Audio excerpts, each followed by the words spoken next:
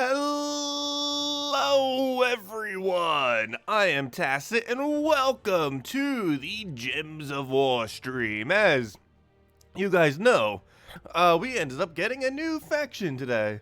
And this new faction is somewhat interesting. As far as pure faction, definitely not the greatest, but we do have two troops from it that are kind of cool. Haha, get it? Because it's Frostfire. But anyways, as far as those two troops, those are the two, actually we'll go under unowned since we don't have them yet. These two, the troll.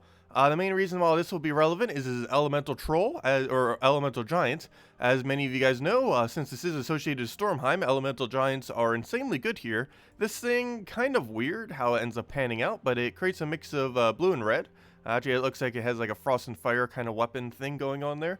But this isn't going to be the greatest. It's similar to many other trolls. However, its synergy within the fact that it's a Stormheim elemental giant is pretty decent, as there are quite a few troops from that kingdom that has a triple overlap, so it'll be able to be used like that. The rest of these troops almost look like they should belong in Glacial Peaks, though, particularly Frostfire and, well, both the two Frostfires, basically.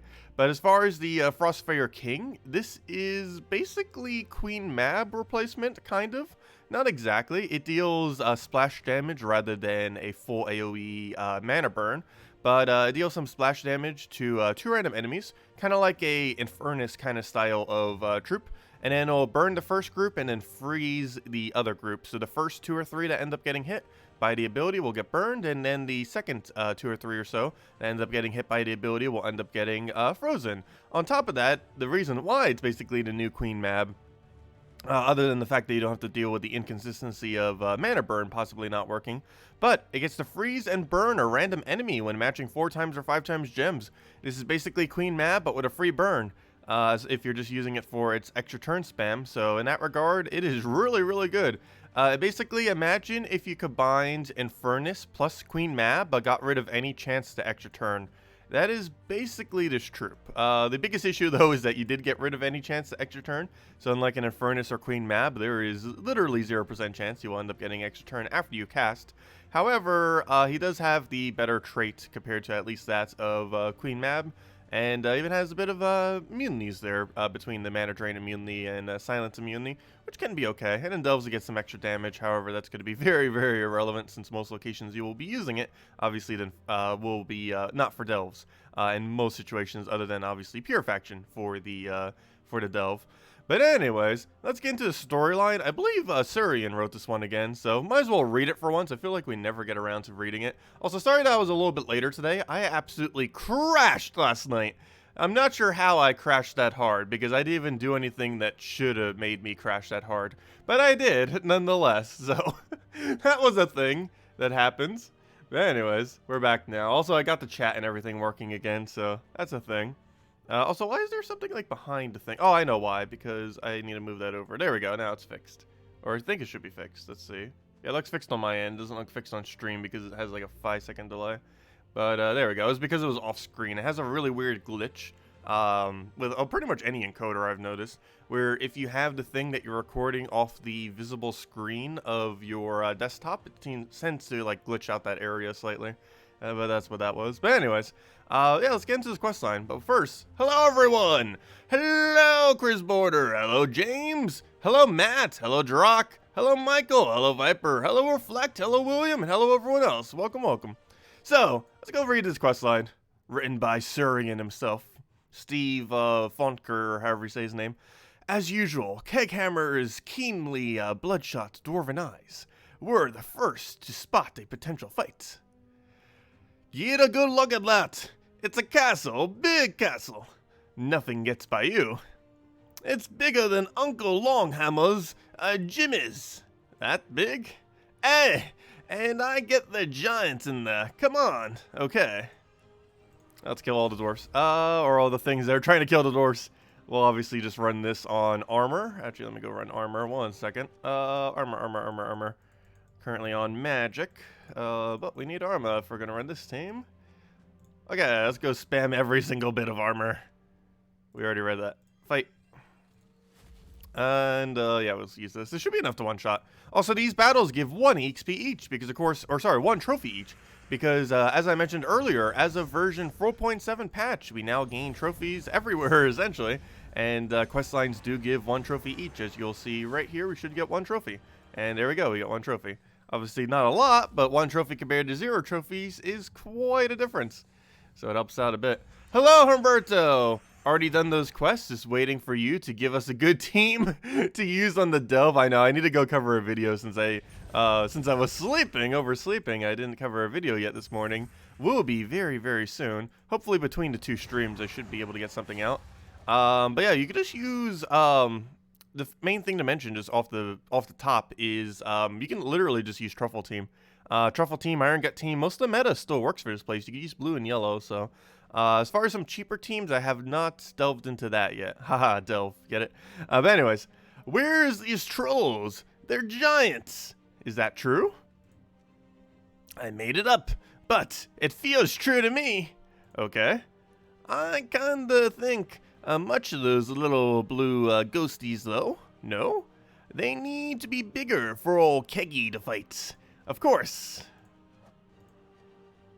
Right, with the halls this size, the giant should be nearby.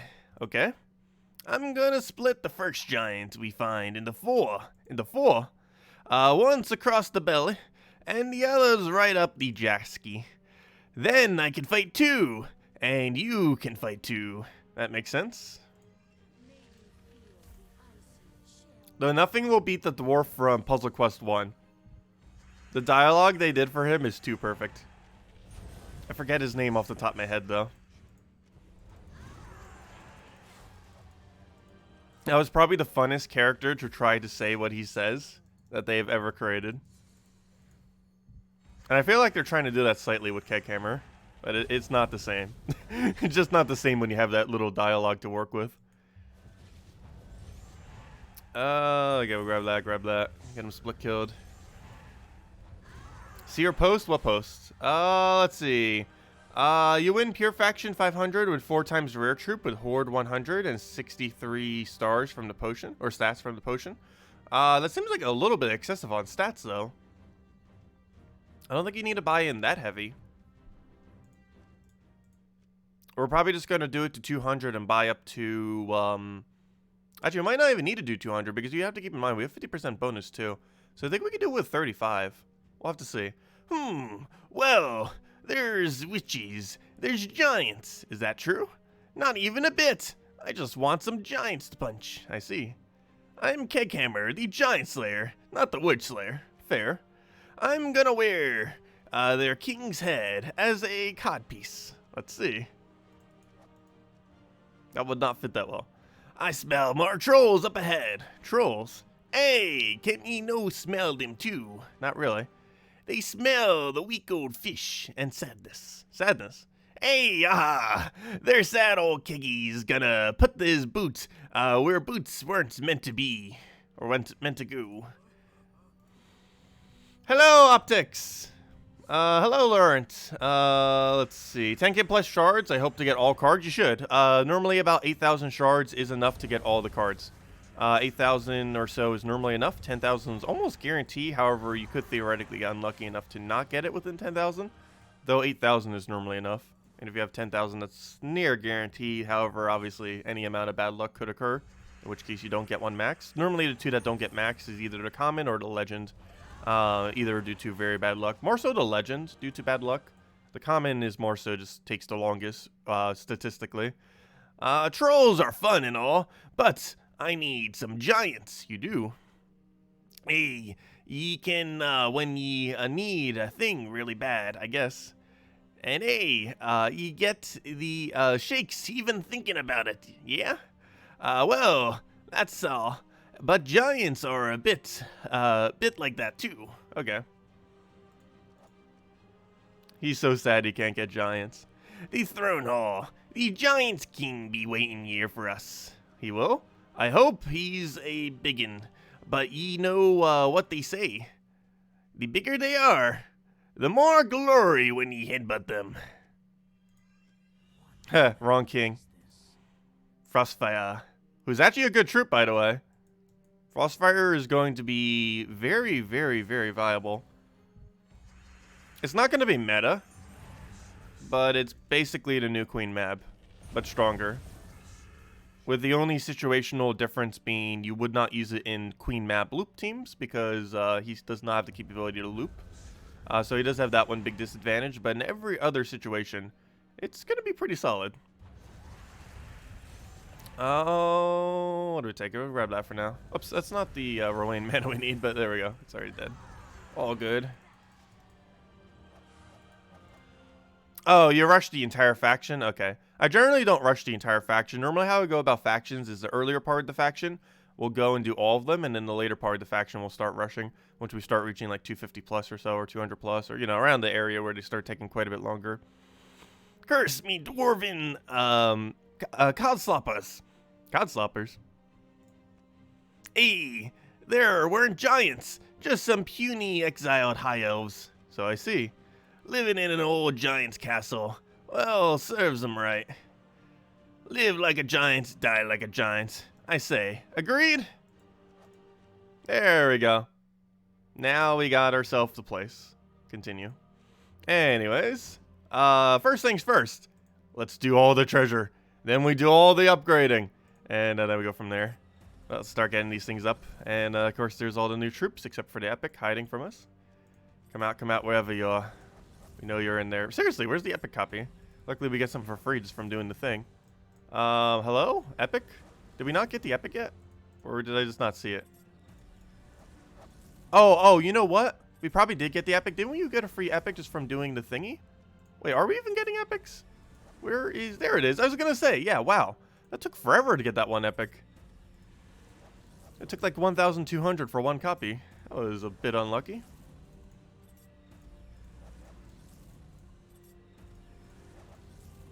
And now we're getting plenty of them. Yeah, they better all be maxable after this.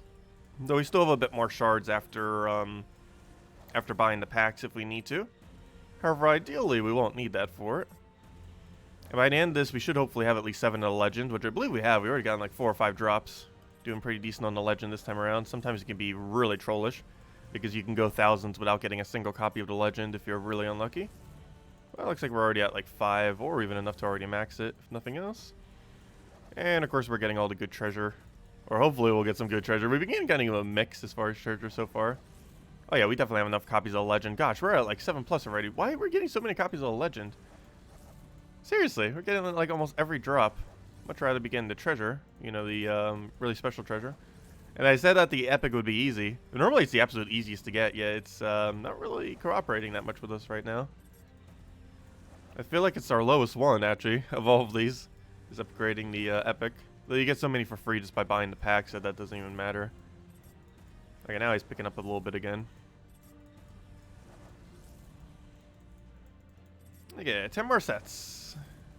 That'll be good to go. Hello, Earthbound! Welcome. What is the best way to farm keys? Optic asks. Best way to farm keys is basically just to be in a better guild. Oddly enough. There isn't really much of a way to farm them directly. Doing vault events can help quite a bit though, so if you ever see a vault event around, doing those tend to be one of the better methods for accumulating a bunch of various keys and things that can form into keys. Because you'll get a bunch of glory, which goes to glory keys, you'll get a bunch of gem-related keys, which you can just simply use. You even get a small amount of gems, which you could put towards other keys as well. But farming gnome events whenever they occur for 3 days out of every single month, that tends to be one of the slightly better methods. Other than that, just being in a decent guild in general. And other than that, doing basically everything that gives you a small amount of keys per week. So things like 1.9k score in PvP every single week. Make sure you do all 2,000 seals. That was increased from 1,500 as a previous patch. But make sure you do all 2,000 seals each week for your guild. That basically gives you the equivalent of 100 gem keys, essentially. So you end up getting quite a few out of that if you want to go do it that way. So if you go over to guild and go over to seals, doing any of these things will give you seals per week, and you can get up to 2,000 per week now. And it's even easier for guilds to end up reaching 40,000 to get the most amount of value out of your seals, simply because they end up raising it. Though do keep in mind the new troops don't come out until Monday. I believe they are out on console, but until Monday they're not out on PC Mobile, We can even see on unowns that they don't even pop up here yet, but they will as of Monday. They should be out. Also, don't buy that. It's a complete waste. Do we have any other flash offer? We do. What is the other flash offer? Oh, that one's not worth it either. Don't buy either of the 2 flash offers right now. Neither of them are worth it. Okay, we'll grab that, grab that, grab that. Okay, next order of business. Let's go use treasure. Oh, actually, first things first. Let me see if I can actually upgrade them now. I did all the things. I didn't actually check to see if I can max all of them. I should be able to, however, about to find out. Oh yeah, we definitely have enough copies to max everything, it looks like. Actually, I say that. We might be a little bit short on the common. Let me double check. But let's go trade all these manually, level them up, send them up, and get them all to Mythic. So when we go do Pure Faction, hopefully either tomorrow or on Saturday, obviously one of those 2 days, but when we get around to Pure Faction, it should be a little bit easier to manage. But we'll do that one. All good, all maxed. Oh no. Oh wait, never mind. There is no common. Why did I say there was a common? I forgot. Rare's the lowest they go down to. Oh yeah, so we'll have enough to do all of them then. Because I forgot, we won't need as many copies then. I'm not sure why I was thinking common all of a sudden. It was like, oh no, we need 190 things. But no, for a rare, you only need 90. Technically 91. So yeah, we definitely got enough for all of them. And boom, they're all maxed. Nice. So do that, get this ascended. Grab ourselves the, don't accidentally use a orb on one of these. You should never ever use orbs on any faction troop ever. There's not a single situation where you can justify using an orb on a faction troop, I would say. Where's the auto level? There we go. Get that thing maxed. Let's see. Wasn't there another question I was just asked? You managed to get the new legendary for his, or for the new faction, and a single portal for you. Nice. It is way luckier than we got, that's for sure. Okay, let's go send this thing. And, oh, I didn't even double check to see if we had enough spare copies. We should, though. We definitely should. And let's make sure to do his last level with an orb, just to save us 1,000 souls. Gotta when we can, just to make sure they keep accumulating upwards, because we will burn through so many of them when we start meddling stuff. But, there we go. Also, I didn't even think about that either. Do you know how hard this new achievement is? This one right over here. It costs 60,000 times 100 gold. What is that, 1 million? Or 6 million, I mean? Yeah. This achievement right over here at minimum costs 6 million additional souls.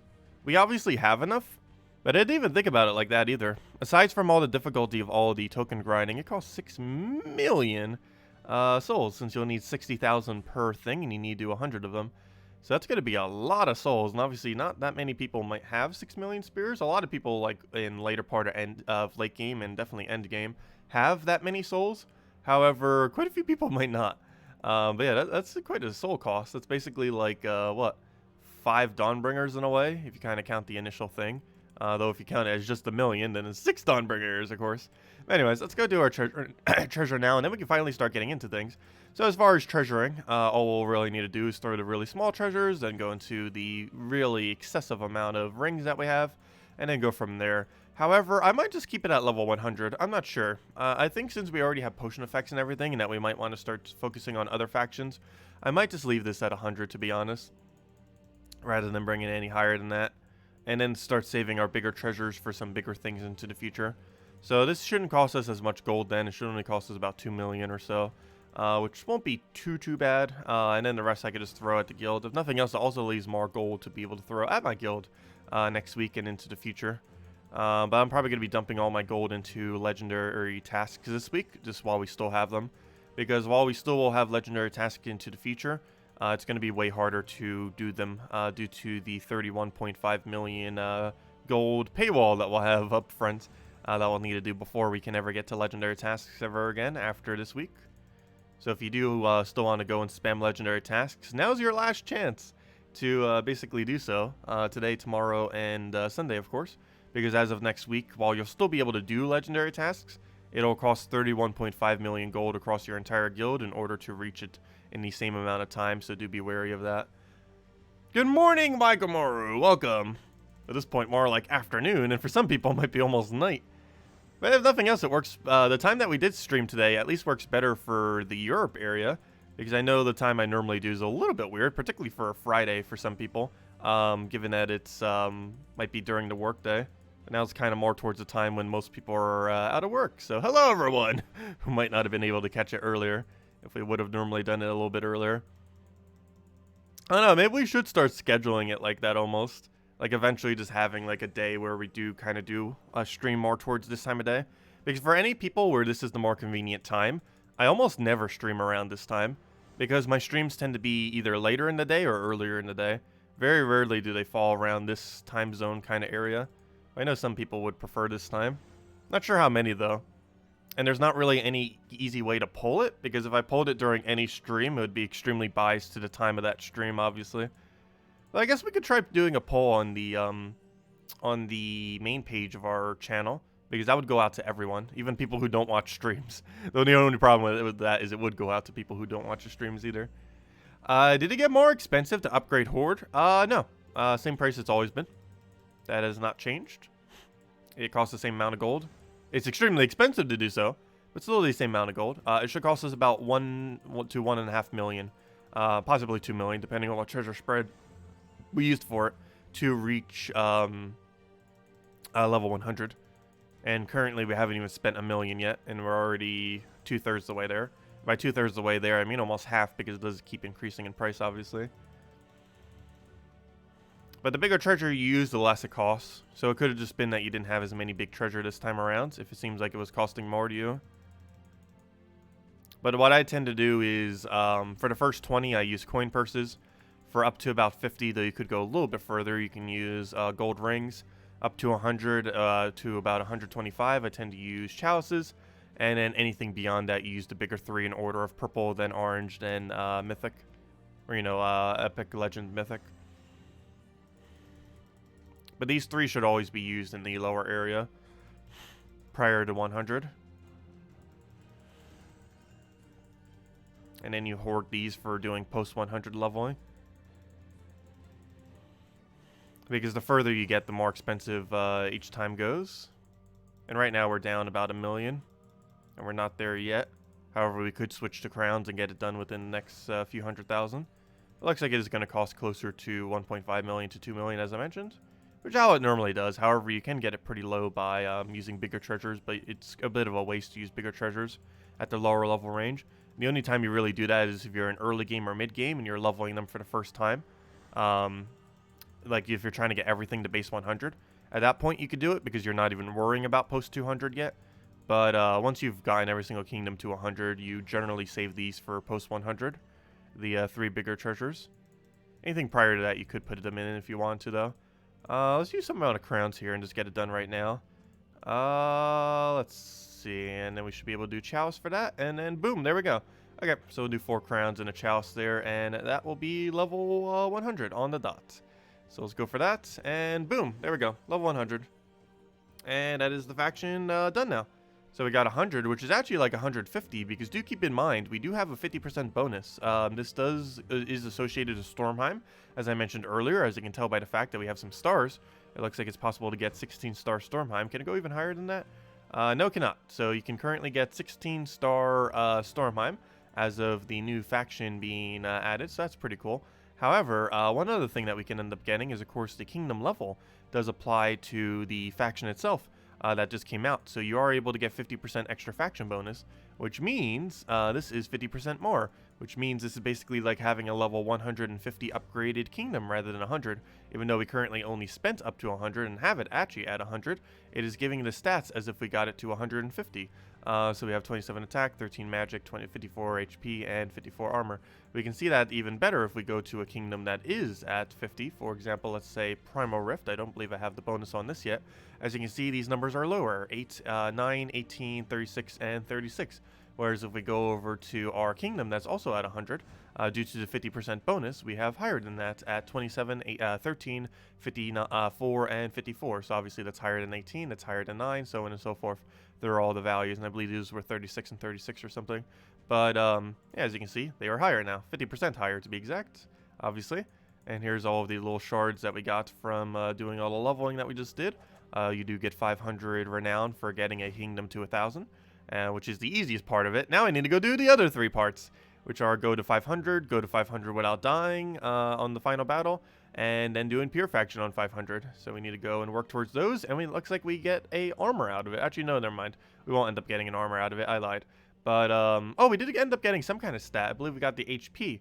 We finally got that HP that we were missing for a little while. So we did get a stat. However, we already got it. So +1 permanent HP boost. If we go over to our bonuses now, that should be applying already. Yep. And now we permanently have 1 higher HP for everything.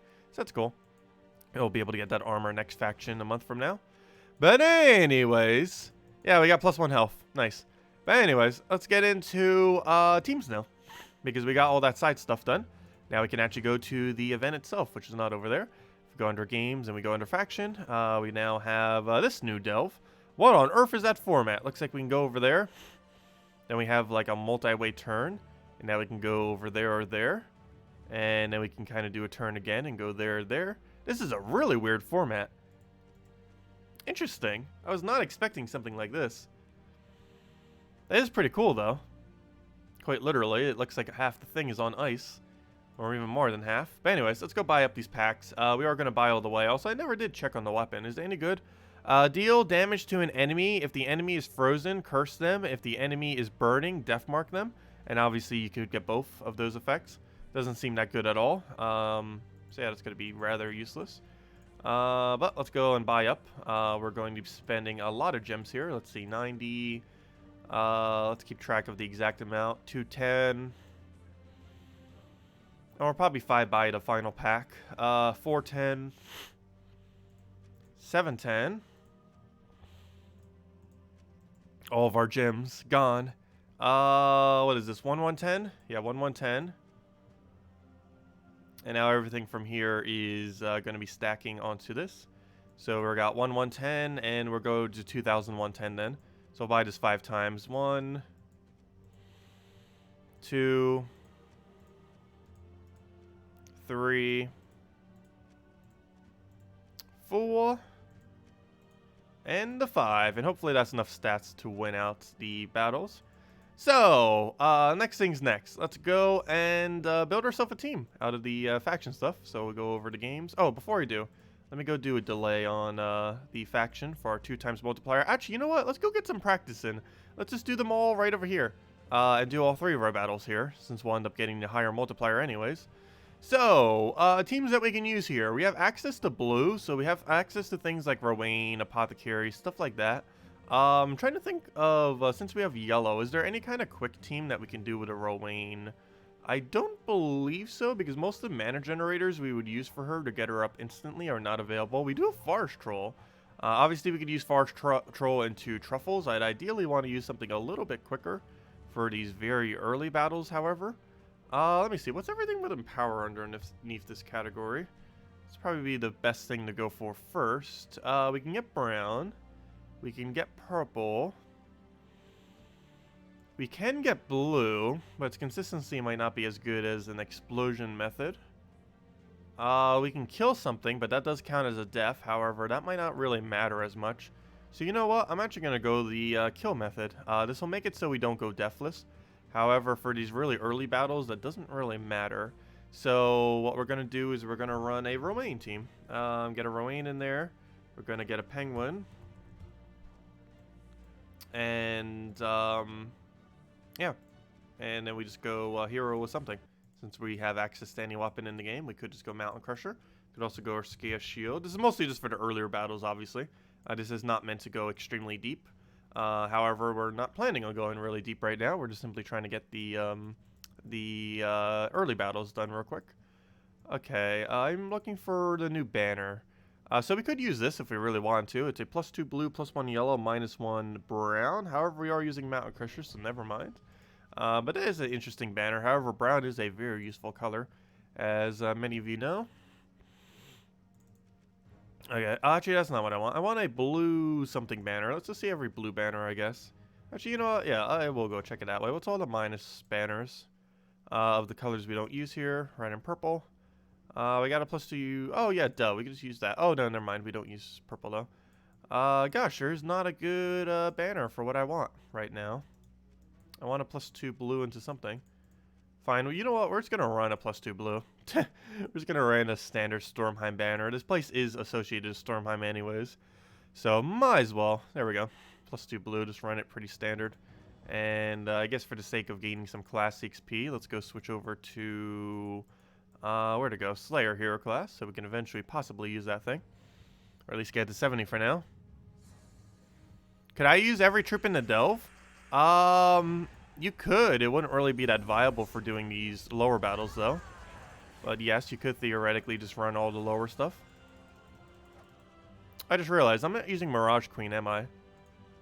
There isn't really room for Mirage Queen, is there? Oh! Mistakes were made. I forgot. Don't run this team.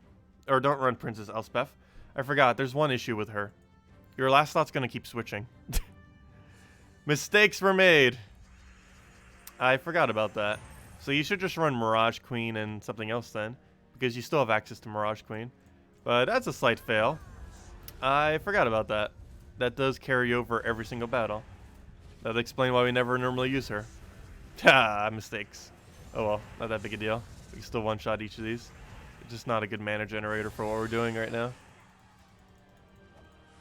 Should still easily take out the faction. That's not too big a deal. Oh, it is in the shape of a snowflake. You're right. That makes sense. That definitely makes sense. Is it working surprisingly well for how it shouldn't work well? Yeah, it is in the shape of a snowflake. You're right. And even has like snowflake design on the ice, which is pretty cool for the frost effect. Oh yeah, any treasure rooms?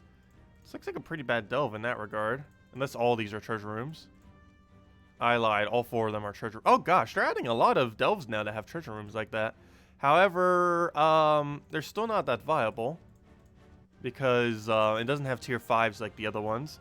So it's not too high up there. I believe it's like 3rd or 4th faction. However, it seems like a lot of factions now are getting 3 to 4 treasure rooms. And this one's no different.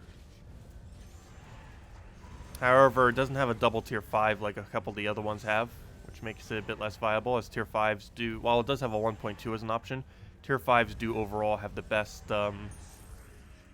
payout for its multiplier. So this thing can go as high as 1.5. Use your team. What team are you using? Urskia, Shield, Holy Stain, Astra with 2 times Tesla. I used to run Tesla. It was one of the really, really first teams I ever bothered building when Delves first came out. I eventually stopped, mostly due to the fact that it ends its turn after every single cast. And for doing the higher battles, it just didn't seem as worth it for it. For the lower battles, it was definitely fine. But the higher you went, Tesla wasn't really able to keep up with upscaling. It still can. It's just the fact that you have to end your turn is a bit of a liability each time. And one of the reasons why I dropped it rather soon after using it a while back. However, the Tesla teams were, if you look back all the way when we first started doing delves like a year and a half ago, it was some of the first teams I ever bothered building for the delves were centered around Tesla. However, I personally ended up dropping ever using them since. They're not bad to use. I just find them to be rather slow. But they're definitely usable. Good, we actually got blue. Oh, you got a summon though. That's not good. Well, let's go kill this again. Luckily a double blue, and then we just go right into Ruane.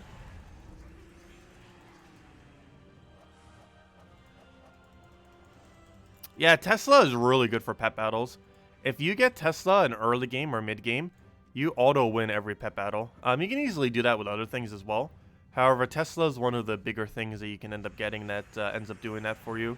That is hard to get, but not excessively hard to a point that it wouldn't be possible to do in early game.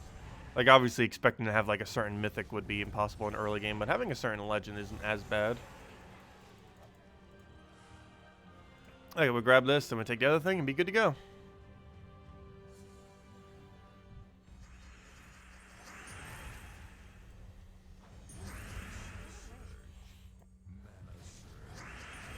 We have someone in the guild that is great with crunching numbers. He said it's 5th. Okay, that sounds about right. Yeah, it was around 4 for 5th. And if you crunch the numbers and got 5th, I assume that is correct. I personally am not going to bother crunching the numbers on it. Just because it's, I don't know, that's a lot of number crunching to figure out exactly. You'd have to have like some kind of thing already set up in preparation for it every single time. I think there is one person on the forum that actually tracks that. They have like some kind of methodology for it.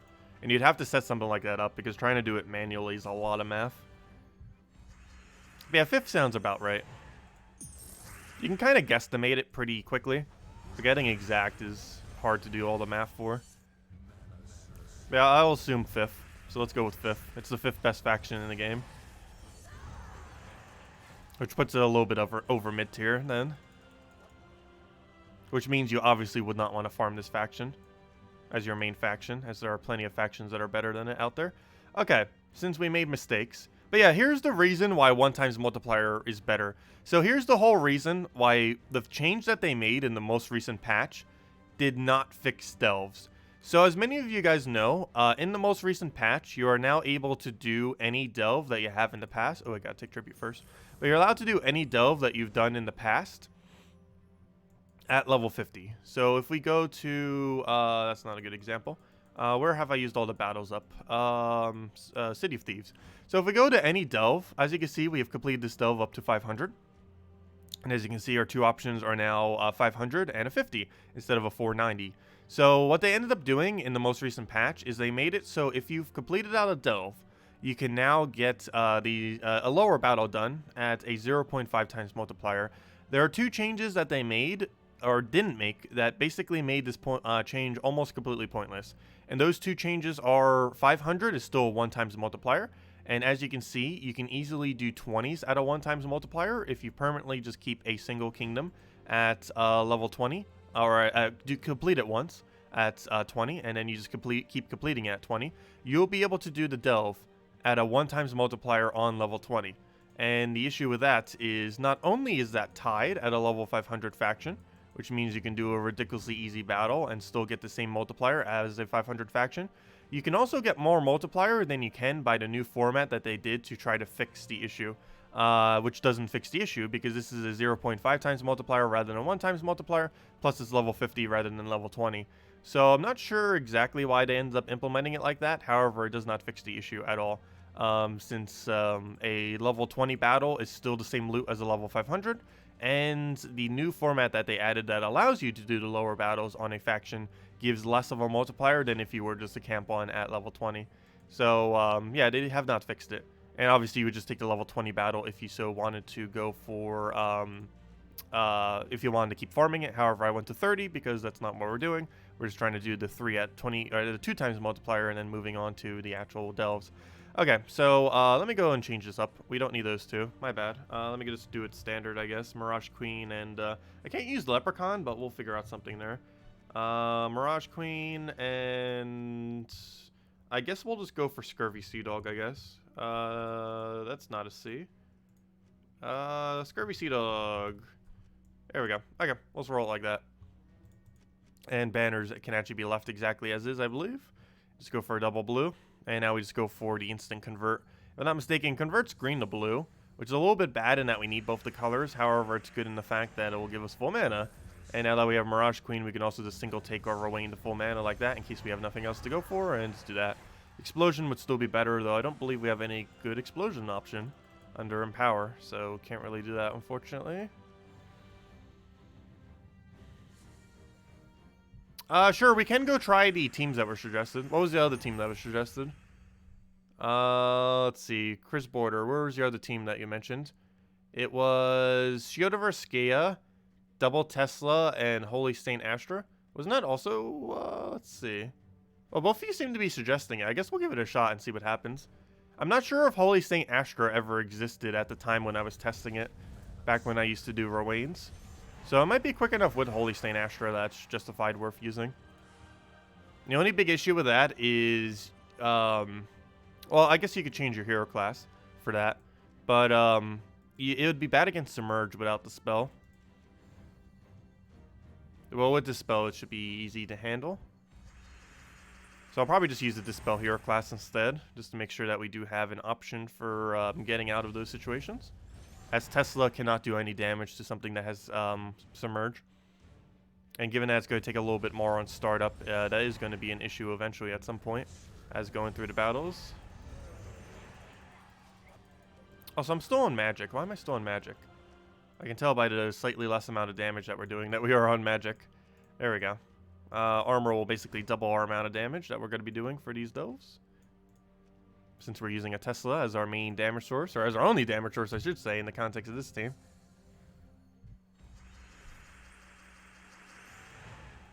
What do we go for? Do we have alignment? Yeah, good enough. Grab that. Unfortunately, no surge, so that's a fail, but we'll grab that, get a Rowan dead.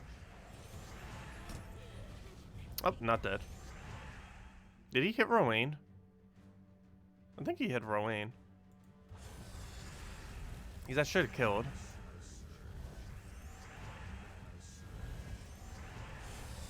There we go. Or is his armor just that low? It might just be that low. Let's see here. Yeah, I'll take this one, go for the 1.25, and then go head up. Do like a little zigzag. Almost like an hourglass shape. Get her free turn, get her full mana, get him dead, rinse, repeat. Yeah, it did get hit. Because it starts with 145 armor. That would explain why I didn't get the kill there.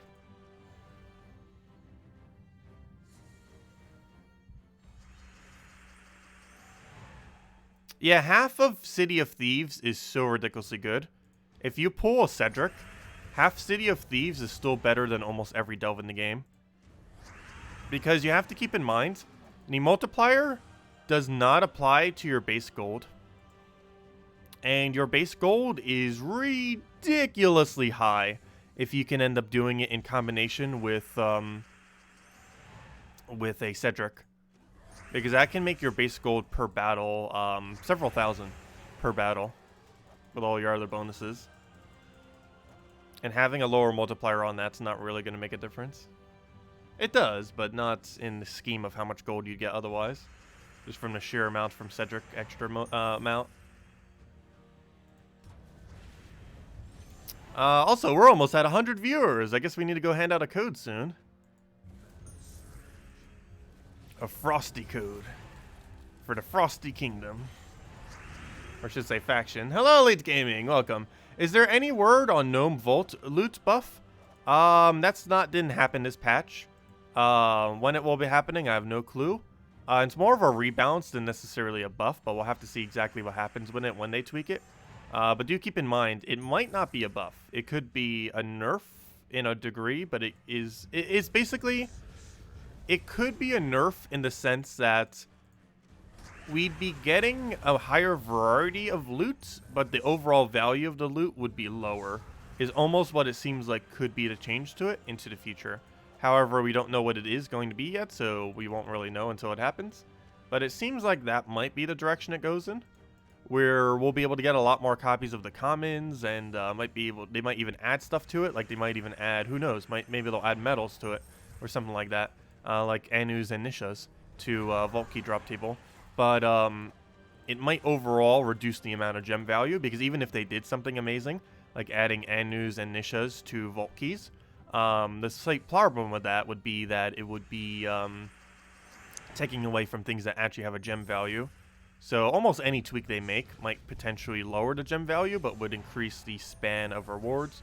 And if it would overall be more beneficial or not is really up in the air, depending on how they balance it. We'll probably know prior to the patch if it is worth dumping all of our keys before or after the patch. The main reason I'm hoarding them is there is a chance that it is better to do after the patch.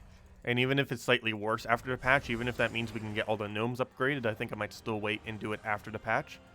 Because one thing that the next gnome rework for Vault Keys will be doing is making it easier to get the copies of the gnomes. And they are potentially going to be required for kingdom upgrades of some sort into the future, potentially.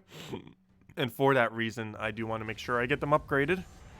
So if they do some kind of change that makes them easier to obtain, I will need to make sure I save all my keys for that, so we can get them instantly. Because obviously it is not quick to farm Vault Keys if we have to go and manually farm all the Vault Keys to do so. Vault Keys take quite a while to farm, and unless it's a Vault event, you're realistically not going to be able to go out of your way to farm them in a realistic amount of time. During a not gnome event, it could take around 10 hours to get a single Vault Key. Though, of course, you get them passively through a bunch of events as well. But Gnome events are pretty much the only viable time to bother trying to farm vault keys.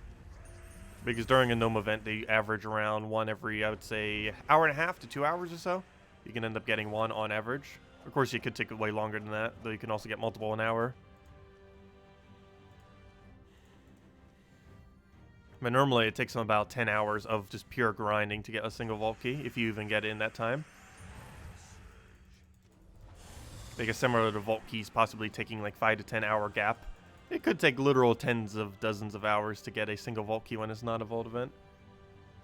You originally said that the deeds and keys are spread across all epic tasks. Is that still the case? Yes. I didn't originally say that, but that's what they ended up changing it to, yes.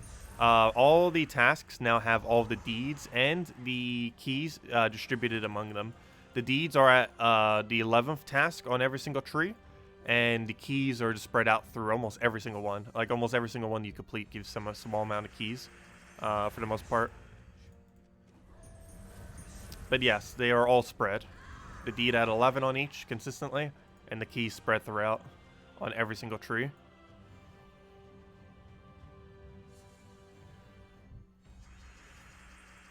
Okay, I'll go throw that down. Get our other one shot. And down it goes. Okay. Nice. Level 10 chest as well. Give us that 2 times level maxed out chest. And there we go. A bunch of shards and everything else. Okay. Next order of business. Let's go head over to claim these things. And now let's go do the same thing again. Because we need to go do... let's see. What did I want? Oh, no! I can't go back and copy paste that team. Fail. Oh, well. It's easy enough to remember to make. It's a pretty standard team for the most part. But with our 30 sigils, let's go and clear through this real quick. I am going to be using the same team initially. However, we will go test the Tesla team and do truffles and other stuff soon. However, let's start off with same thing we just did, as these seems to be really good for the low level range. So we'll go Rowan. Also, we'll have even more benefit, so it's going to go even quicker. We'll go Rowan. We'll go Mountain. What else we need on this team? Mountain's just there as to cover hero class. We go Mountain and to protect Rowan a little bit. Go Scurvy Sea Dog and go Elemental. And we can pretty much just type in Ellie and it'll probably bring him up. Okay, we'll go Mirage Queen. There's not as many things that have that, and by not as many things, apparently just it. There we go. Okay, so we'll run this initially for the first like 5 or so, and then we'll be able to switch out into a real team. Obviously, this is not expected to run the entire time. This is just expected to quick kill the initial battles. Simply take a single mana, cast, dead. And that should wipe pretty consistently up to about 50 or 60. Probably just do it up to 50 and then we'll change to something else. Want to try using as many different teams as we can as we go through. But anything that isn't running in a power build for the very low levels isn't worth using when you're running like the super low levels. The only real exceptions to that is when you have this many potion effects, you can just use the explosion and the enchant to end up getting through. That's more so applicable if you're doing like the actual normal factions. I guess with the potion effects, you can theoretically use anything, even if it doesn't have that. Because with potion effects, you just get such a strong start that it doesn't even matter. Because with explosion potions, it could potentially be full mana on first turn, and with the enchant, that's just a guarantee getting mana passively over time. Also, I like how this delve is, because it basically tells you need to go do the middle first, and then you can go do all the side stuff. So it's already in the correct order that you kind of do delves in. I like when they do it like that, because it makes it a lot easier for newer and mid-game players too, because they might just naturally do the delve in the correct order, without even knowing how to do the delve in the correct order, just by simply having it structured like that. So it's a good way to teach newer players like the correct way of doing a delve. And the layout's actually pretty nice for that. And there's our full mana, and he's already dead.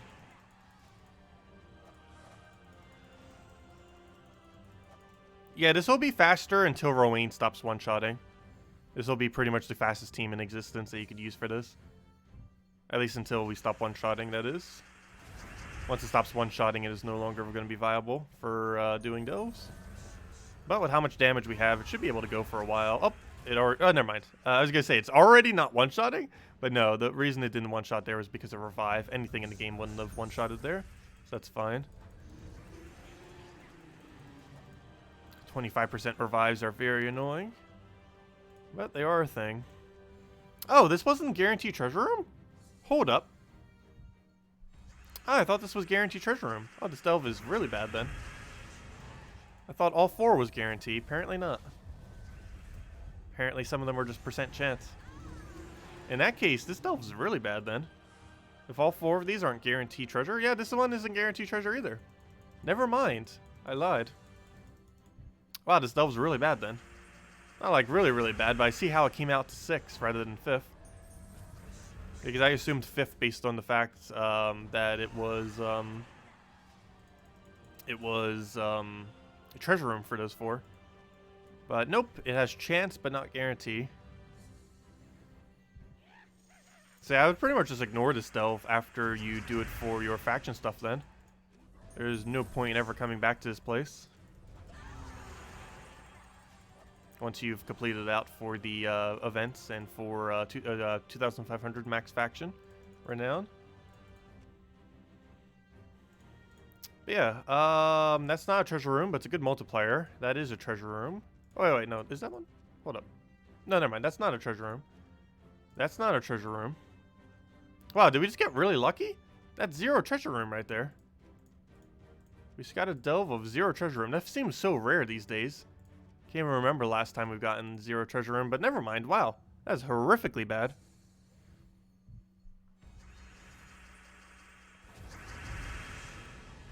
Well, it looks like this isn't a good faction at all, which we kind of already knew. Like, nothing's going to be beating out City of Thieves or Mirrored Halls anytime soon.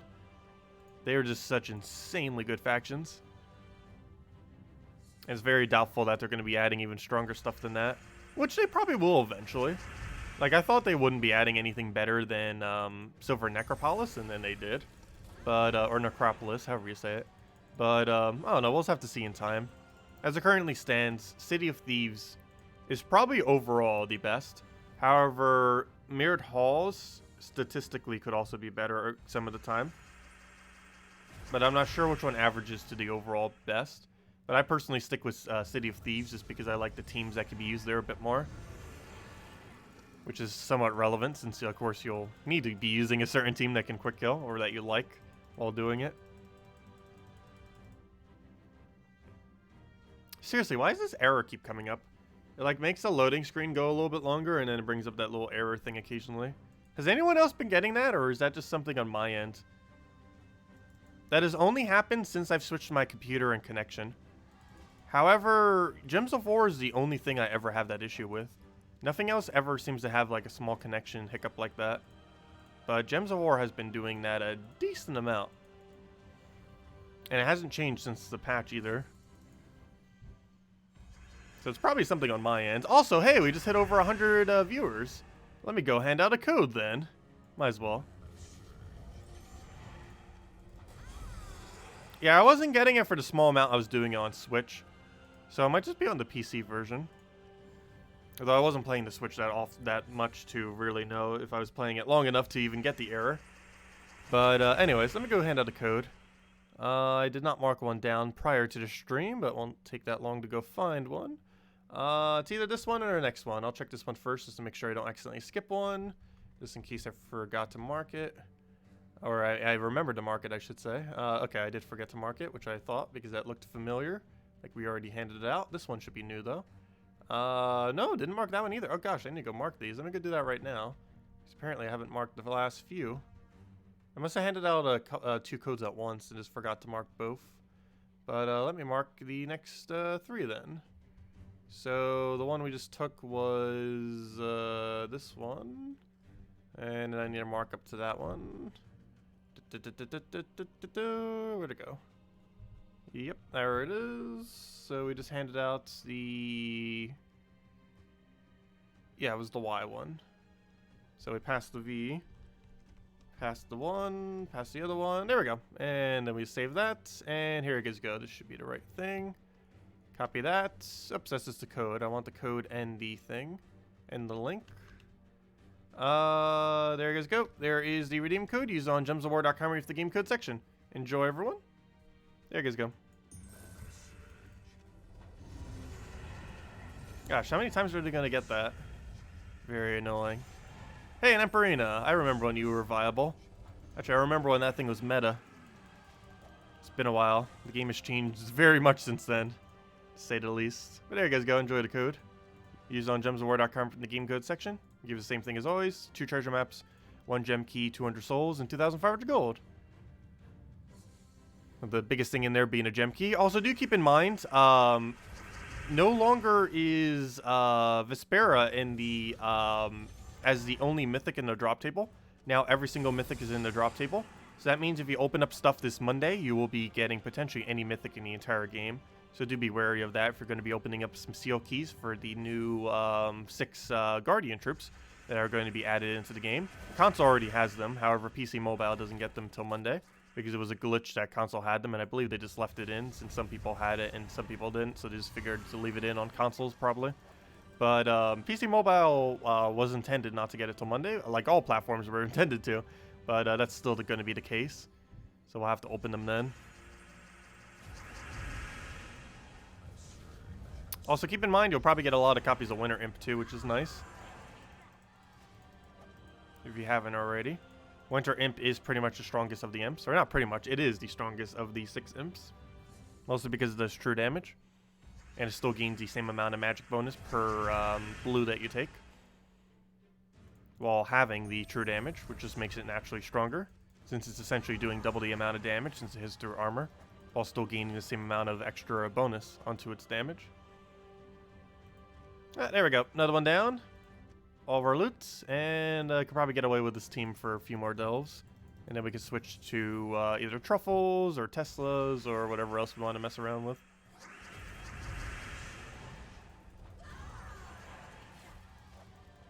I'm still using the other hero class, right? Yeah, good. And one fun thing about delves is we are able to get ourselves 2 class XP per every single one that we end up doing. So that's obviously going to be a pretty decent amount of class XP for leveling up whatever class we want to go and level up, in this case Slayer. But yeah, good time, particularly lower level range if you want to go and end up getting those. It's kind of weird though, because these battles you give 2 EXP each. However, they only give 1 trophy each. Kind of weird. You'd kind of think that they'd give 2 trophies and 2 EXP. I guess that might be a little oversight on their part. But yeah, it does give 2 XP while still only giving 1 trophy, which is kind of a weird combination to have. I believe that's the only instance in the game, other than 1 trophy PvP, where you would gain 2 XP for something while only gaining 1 trophy. A little bit of a weird combo. Actually, there might be a few other locations too. I forget what if Arena gives 1 or 2. I didn't actually double check. Oh, never mind. Never mind. Duh. Arena already has trophies attached to it. They didn't add additional trophies. I don't think they did, since there's already a trophy reward associated to Arena. So I haven't actually checked Arena, because who does Arena in the current state of the game? Especially since they even removed it as a thing that you could gain seals off of, and added it to factions instead. Hello, Fernello, welcome. And hello, Oif, and Neil, and anyone else I didn't say hi to. Welcome, welcome. And no problem for the code, everyone. City of Thieves is a 1,237 delve score. Mirrored Halls has a 919. Wild Court has 845. Wow. City of Thieves is way, way higher then. What makes Mirrored Halls so much lower? Because they're very similar. The structure is a bit different, so you can't do optimal order sometimes. However, what makes Mirrored Halls so much worse than City of Thieves? Other than the fact that you can't take an immediate Cedric, there isn't any real big downside to City of Thieves relative... big downside to Mirrored Halls compared to City of Thieves.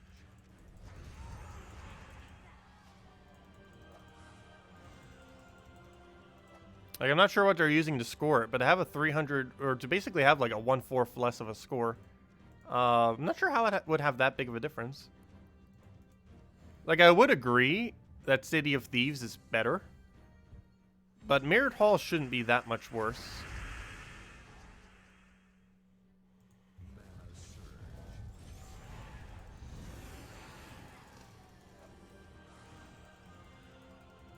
Okay, let's grab this one. Take the final room.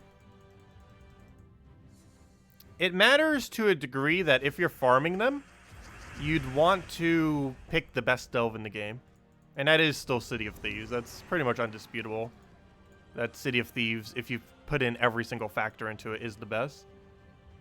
Though there are quite a few others, like Mirrored Halls, that are nearly equivalent enough that if you took those instead, it would be fine. But if you haven't chose any yet, like if you're a newer player or something, City of Thieves is still the way to go. And that might permanently be the case, because it's going to be hard for them to top it. Not only can you reach every single room from the very first rooms, 3 of them can be Cedric's. The only real big thing holding City of Thieves back is the overall amount of guaranteed treasure rooms. If we ever got a delve with 5 guaranteed treasure rooms, which is very unlikely to happen, it would be better than City of Thieves, even if those treasure rooms were far away.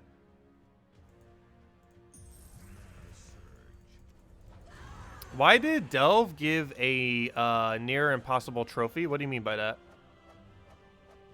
Do you mean the achievement when you say trophy? But yes, the achievement that they added in this most recent patch isn't impossible. However, the amount of time it takes to complete it is anywhere from about 2,000 to 3,000 hours or so. It's a really long amount of time. Actually, it could even be considered 2,000 to 4,000 hours, I guess. I keep saying 3,000 normally. I haven't actually timed out or calculated out how long it would take. But assuming based on how long token grinding takes, it's about that long. Because in order to have enough, you would have to fully gold medal 100 troops.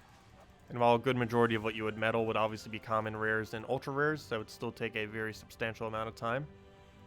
However, it might not actually take 3,000, because we have about 1/4 of them right now. If we were to go and use every medal we have, we would have about 20 to 25 troops upgraded. I think closer to 20. Well, we have 17 done right now. I don't know, maybe it would be around 25. But yeah, somewhere around 20 to 25. So we'd almost have 1/4 of them done if we were to go use every medal we currently have right now on troops to go get them gold. You finally got a Cedric room. Nice. All the way at 80. Ouch. That's a little deep, but it can be a little rare, especially if the Delve doesn't have as many options for it. You've upgraded 20 so far? Nice. Yeah, I'm pretty sure I would have more than 20. Actually, we could calculate that out right now. We have 7 completed, and we only need 1 more Anu for the Yagwe completed, which counts as another one, so we'll just kind of count that as completed as well, since it's already so close. But all we need to do is take, well, I guess we'll do it in sets. So, why does it seem like we have so few of those? Oh, duh, because we have 3 of them set. So, every, what is this, 3 of these plus 1 of those is a troop upgraded. So let's just count them as Cedric's, because we'll probably count those separately, especially because of the number that they fall on. So let's divide that by 3 into its lowest divisible, so that's 12. So we can end up doing 4 of them, right? Or sorry, 5 of them, because I forgot, we have 16 of them. So we can end up doing, oh, not 5. No, I was right the first time, 4, because you need to keep 3 spare. So we have 4 of those completed, and that takes out 4 of those, so it's at 36. Now we have this. We do 18. That's another, what is that? That's 6. So that's 9, or sorry, that's 11 total right now. And with 6 into the other 4, that's that's 11 less from there as well. Oh no, sorry. No, if we could do 11. Yeah, 6 and then 4. So that's 11. So we'd have 11 less medals of Cedric. That brings us down to 20... What is that? 29. And then out of 29, you could do that down to 9, which is 20 total. So that means you'd have 9 less of those. So we could then go and upgrade 1 epic. So that would bring us to 21. We can kind of just say that Cedric is done. And was, or sorry, not Cedric, Yagwe is done. And then with Yagwe completed, 22. I can have 22 more troops upgraded than I currently have now, is how many we would be able to get done approximately with what we currently have. And 22 more than what we have now would bring us to a total of 29, as we currently have 7 completed. Technically 28, because we don't actually have the tokens for Yagwe now. However, we're so close that we pretty much do. But yeah, we basically have 28 because we can do 21 to 22 more than what we currently have, which would bring us up to 28 or 29. Technically 28 if we were to do it literally right now, though 29 because we're just so close to getting that other Cedric. All we need is, well, I guess we're not super close. I need 7 more Anus to have enough to get our next Cedric upgraded. So I guess we're not like excessively close, but you know, we're getting there. But yeah, let's just assume we can't do that one. We have 28. We have enough tokens to do 28 troops upgraded. Is how many we'd have, which means we're only 1/4 the way there. How many Anu medals do you use on a troop? You would need to use 6 if you're planning on using 0 Nishas, and I would advise using 0 Nishas on Legends. And the main reason for that, why'd I go there? The main reason for that is you wouldn't want to go and use your Nishas in a way that would use it not on a Mythic. Nishas should exclusively only ever be used on Mythics, if you're even going to be using them at all, because obviously you want to have 3 of them for a potential +12 magic bonus. Also, I believe this is the last dove we'll have enough damage to actually get away with this, what we're doing right now. How many have I used so far? 7. I've upgraded 7 troops, as we can see on that other page. But we have enough to upgrade 20... What did I just say? 28? Yeah, 28. We have enough to upgrade 28, but we've only upgraded 7 so far.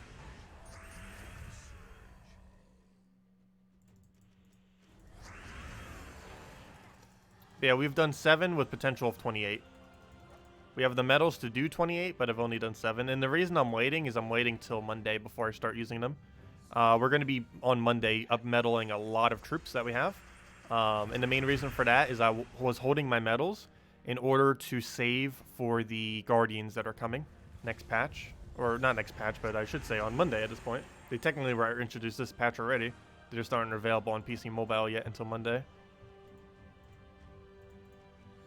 Really, Monday is technically the day of the 4.7 patch that already happened. While we did get several things already happen in the game, a lot of the things are going to be tweaked by Monday, so it's essentially the full patch would have been implemented by then. And of course, we'll be going over it quite a bit more then. But we'll also be doing it soon, just mentioning some other side stuff, like some teams that we can use for the trophy stuff. And of course, we still need to go get the video up for this faction. Since I overslept a little, still need to go and cover that. Obviously, we're covering it slightly right now, obviously, during the stream itself. But still need to go cover a video going over it more concisely.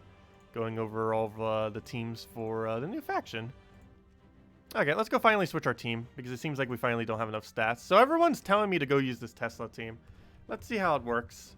So for this, we need double Tesla. Gosh, I haven't used double Tesla in factions since pretty much factions came out. It's been ages.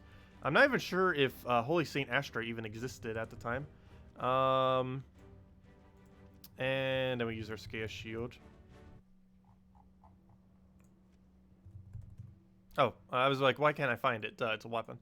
Okay, and then we'll go minus Purple Banner. I believe there's a +2 brown, +1 blue, which seems perfect for this team. Let's see. Yep. Okay, anything else we need to change? Actually, we could go into double red. I don't know. Which one do we want more? Urscaeus Shield or Tesla manas? I feel like we don't want Tesla manas in a way, because we'd want to Urscaeus Shield probably twice. Or once in these lower level ranges. And then do Tesla. She'll get it off of enchant automatically. So we probably want to go a little bit heavier into that. Also, one slight issue with this is this does not count as human. What's the human hero class? Because I don't think I've upgraded it to max. Yeah, we'll do it with War Priest. Just because it counts as human. Okay, let's go get War Priest leveled. If nothing else, free XP towards War Priest. This does not count as PvP, so we'll have to use standard 4 attack. Extra damage. We could go for extra armor in first position, which might actually be better just so we don't die on accident. A bunch of extra life. Some extra XP. 2 to all skills while in first spot. Extra yellow, because I don't think we'll need enrage. Actually, we don't really need extra yellow either, so I guess we'll go enrage. On this team, we don't really need the yellow mana. There we go. Okay, let's roll with this. And should be good to go. And let's go get some free XP towards this, if nothing else. Okay, so game plan is probably just cast this and just wait a few turns till we get full mana. And just cast a bunch of buffs until then. And then just Tesla to Tesla. Yeah, that should work actually pretty solid. Yeah, anytime I did Tesla in the past, two things didn't exist prior to then. Holy Stain Astra and this hero class, as well as many other hero classes that might be viable for it.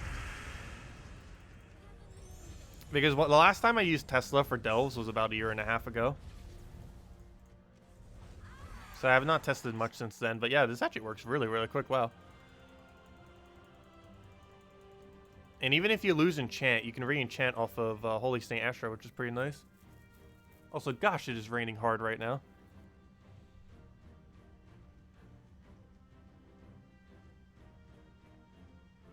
I look like a Kyle. How do I look like a Kyle? Or a Traveler? Or a Trevor? I don't know. That is neither of my names.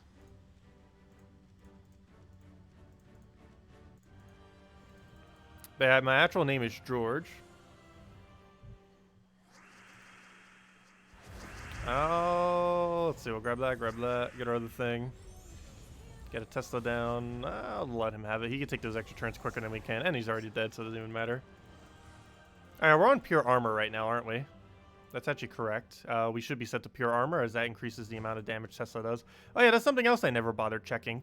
I never used Tesla while we had a plus 24 armor bonus for Delves. That's a whole nother factor as well. 24 armor bonus actually really substantially increases her amount of overall damage. She has a 4-to-1 boost ratio, so having 24 per troop, that's what? That's 96 extra. 96 divided by 4 comes out to what? 24? Oh, duh. Because there's 4 troops. Yeah, so it's 24 additional damage per cast on her, which comes out to, what is that? 6 damage per enemy. So we're doing 6 extra true damage per enemy, with an overall 24 additional true damage being applied just by having metals existing, which is pretty cool. Anyways, let's keep going.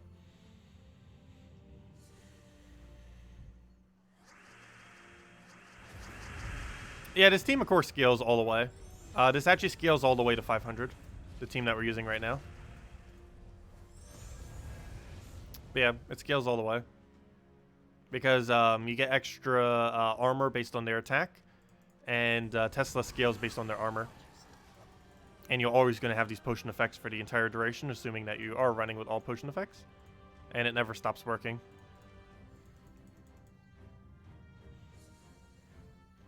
I know. I still personally love Gob Truffle. Because there's less that can go wrong. Because Gob Truffle can loop infinitely.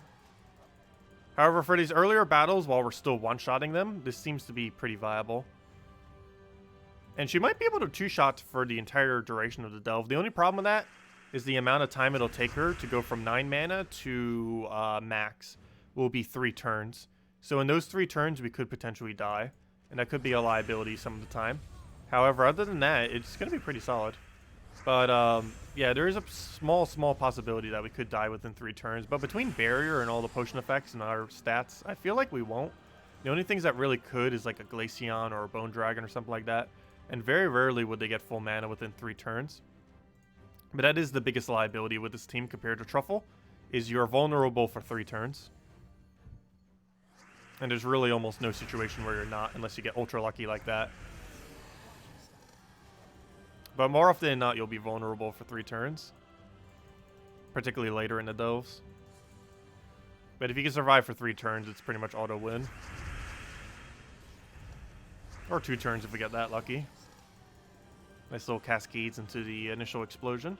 Doesn't happen every time, but it seems to be happening enough that it's pretty viable.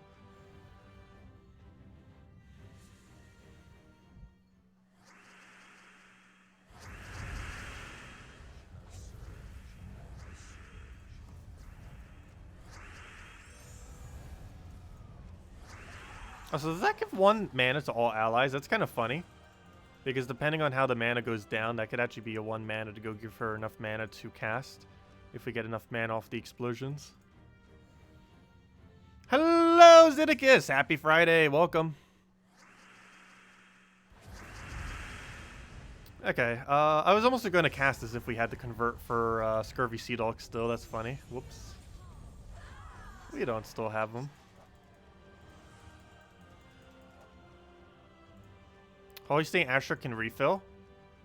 It doesn't give any mana. It gives enchant, but it doesn't give any mana. Create a light storm and enchant all humans. Yeah, Holy Stand Astra doesn't give mana. It has enchant, but we're already going to have enchant. We only need to cast once. I highly doubt we're going to need more than double cast anytime soon. The very late battles might require more than double Tesla, but all these initial battles will not require more than double Tesla.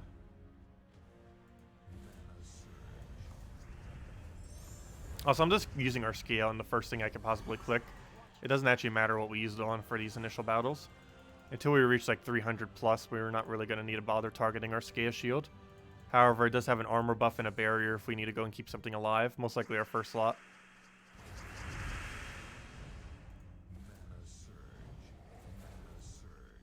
However, what we can click first is perfectly fine right now, because it's not likely he'll kill our hero in any of these situations.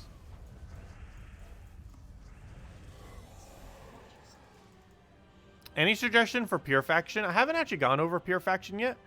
However, Pure Faction is... I heard someone mention they spammed the rare. I'm not sure if I would go down that direction. Let's see, what's that? That's the team for the thing.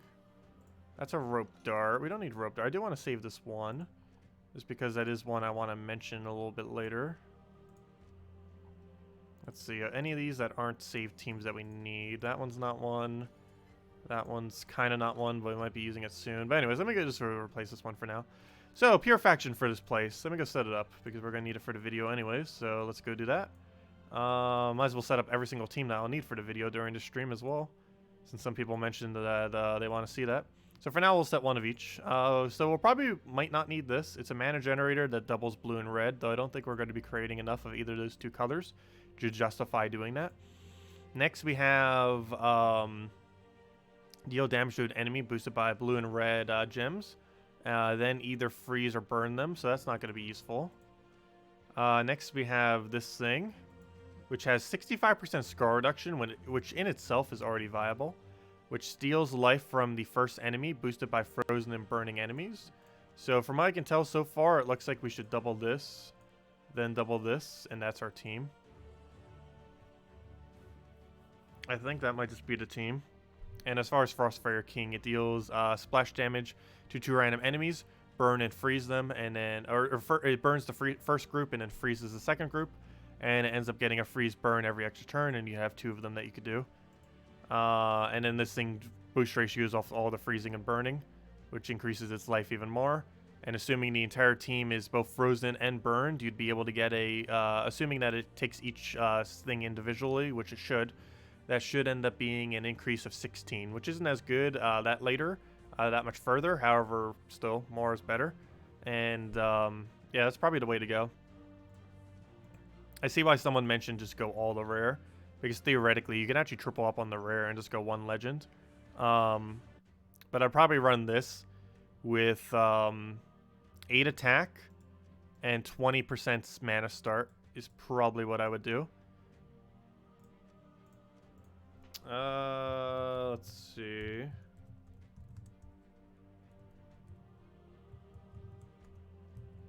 Do I name it as def? I forget what I even mentioned it as.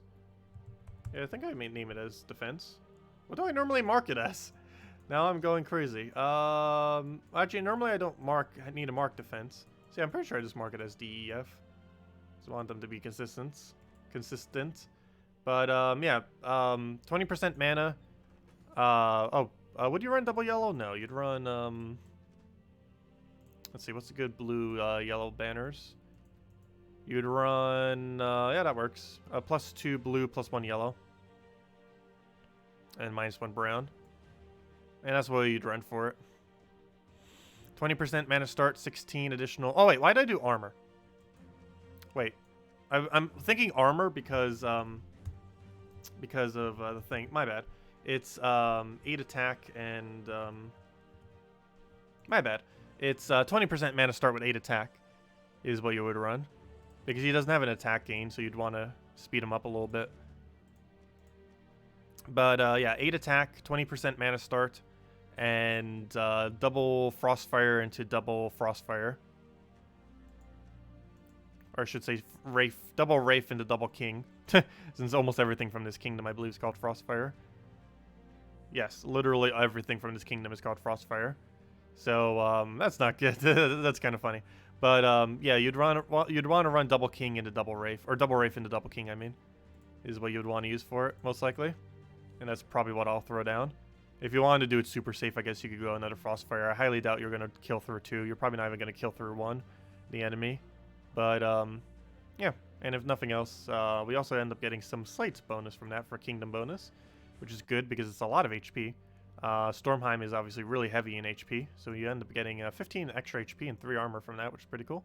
You also get 2 additional armor from the Frostfire thing, so 5, oh wow, a lot. 15 HP and 5 armor, so yeah, it's gonna be pretty tanky, to say the least. Pretty nice. Anyways, next order of business. Let's go grab our mail, and let's go and continue with the Delph. Obviously, we're not doing Pure Faction for a while now, since we won't be doing it till well, probably later tomorrow or Sunday, because obviously it takes some time to reach level 500 Pure Faction. It's been out enough that I'm pretty sure some people have definitely already gotten it by now. However, we have not been grinding the whole time.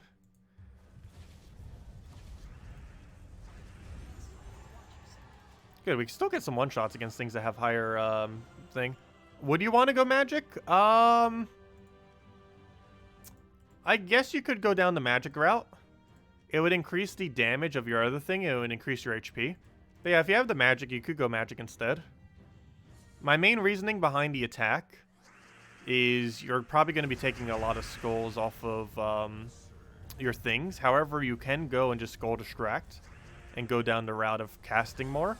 The only problem with going down the casting route is you will be blocked on your blue initially. However, I guess it wouldn't really be blocked for that long, between 20% mana start and everything. But yeah, I guess 8 magic could end up working out a little bit better. It depends which way you want to play the team. I'll probably just show it with the dash and mention both. Normally, almost in every single team, not every single team, but more often than not, the 8 attack and 8 magic is interchangeable when you do 20% mana start into one of the 8s. Obviously, if you're using a more skull-oriented team, you'd probably want to go more towards attack, and the cast-oriented is more towards magic. But many other teams are pretty much interchangeable on which one you can use, and it really just depends on, do you have 8 magic yet? Because the other problem is a lot of people don't have 8 magic yet. Obviously, we have the full magic bonus, and can use all 3 now. But a lot of people are not at that point, or not even at the point where they can use 2. Does the donation link? Does the donation link work? Yes. How long does it take to appear?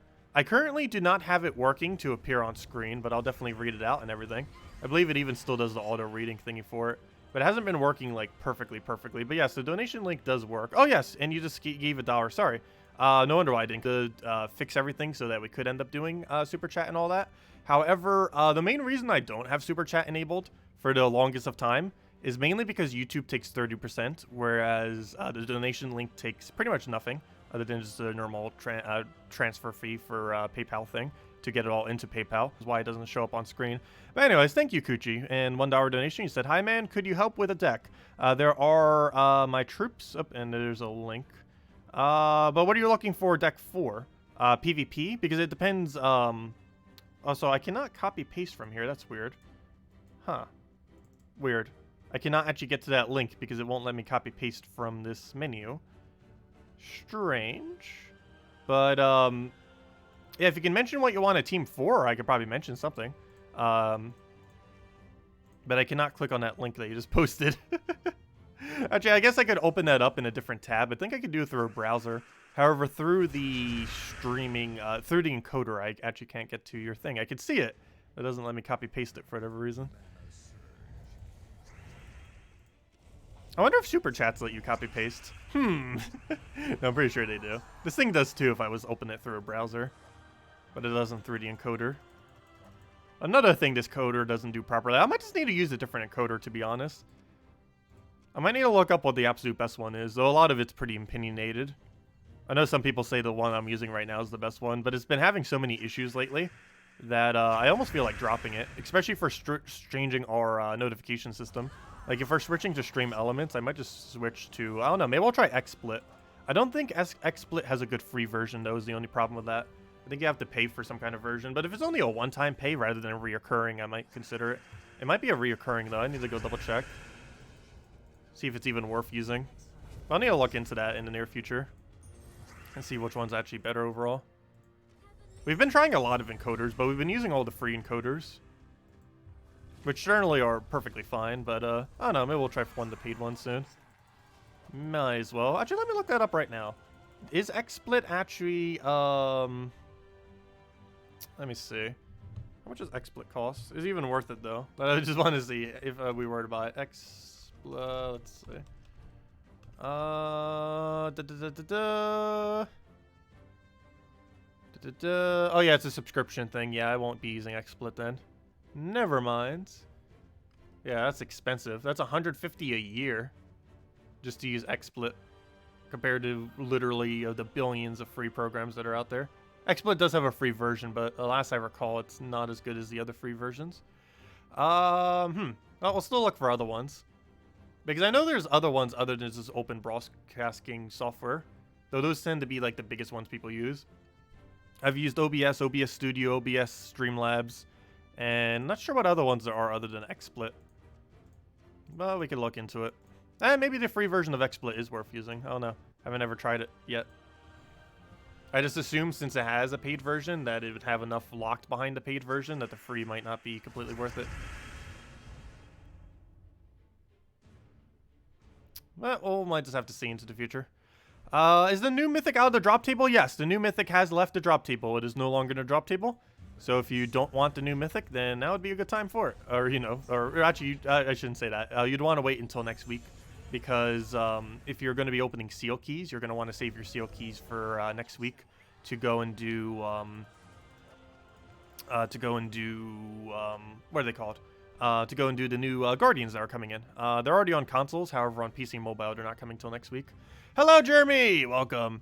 You're new to the game, you're only level 35, you don't really know. If you have time, could you give you like one PvP and one of those for Kingdom Quests? Okay, so one of the things that you might want to focus on then, since you're all the way that early in the game, is can you reach Forest of Thorns yet?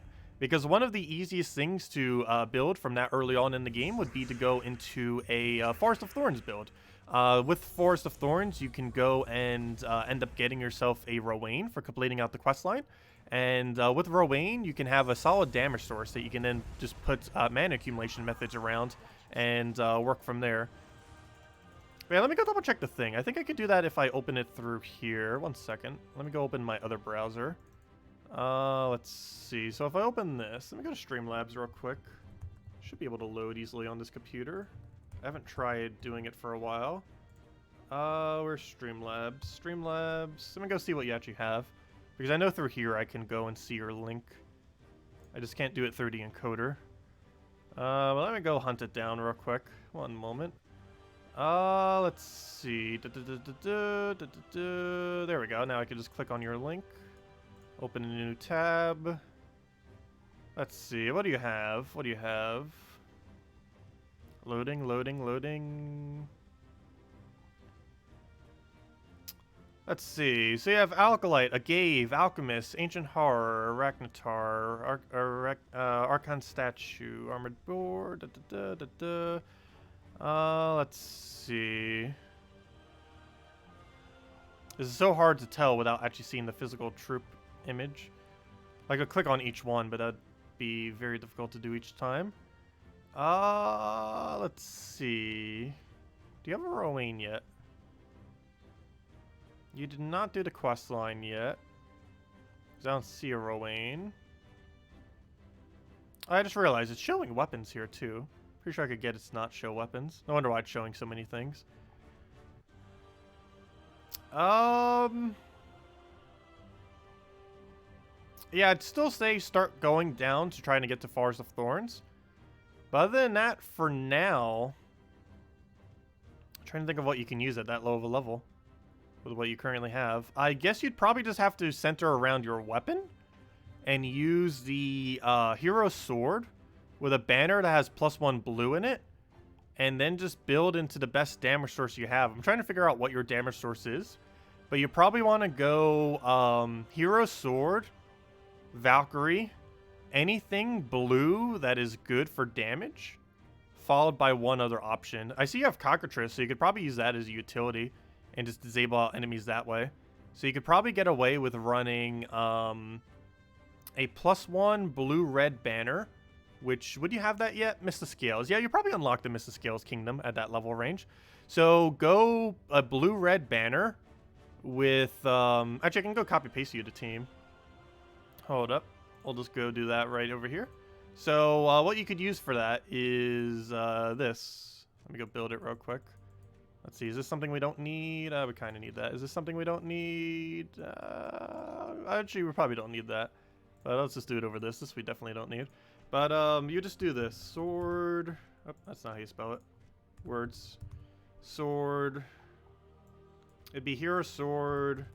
Valkyrie. This would also be a good transition for when you go into your next team too. So it'd be things that you would already need for when you build into Rowan, which will work out perfectly.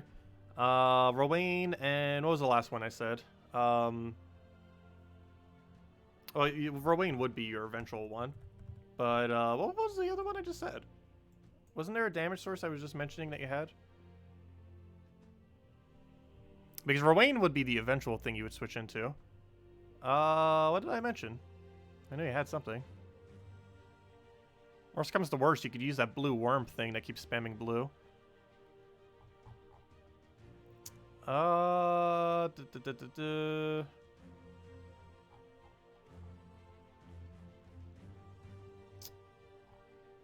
don't know, what was your good blue damage? You might just need to hunt down and see what has the best boost ratio.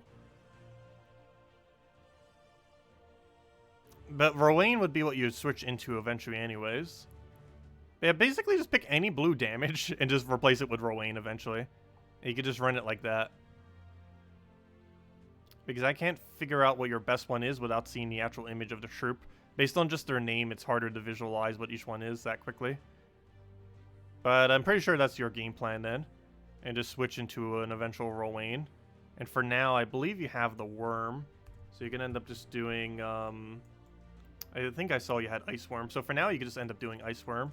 And just do it with a blue-red.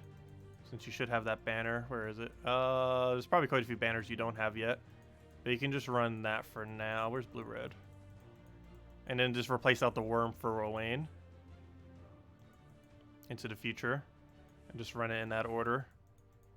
There we go. And class, you probably don't have that class yet. You would eventually want to get Titan Hero class, but for now I'll just set it to Warlord since you probably don't have anything else at the moment. But, yeah, and you can just run that. And then eventually switch over to Titan. Once you get it from completing out Stormheim Kingdom, you'd want to go switch to Titan. But, yeah, you would just run this team for now. And that should be fine.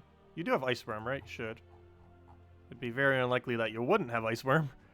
I think I saw it as I was going through all the troops here. Let's see. Control Find, Ice Worm. Yeah, you have... Oh, wait, do you? Yeah, you have Ice Worm. So you can just roll that then. And that should be fine for early game.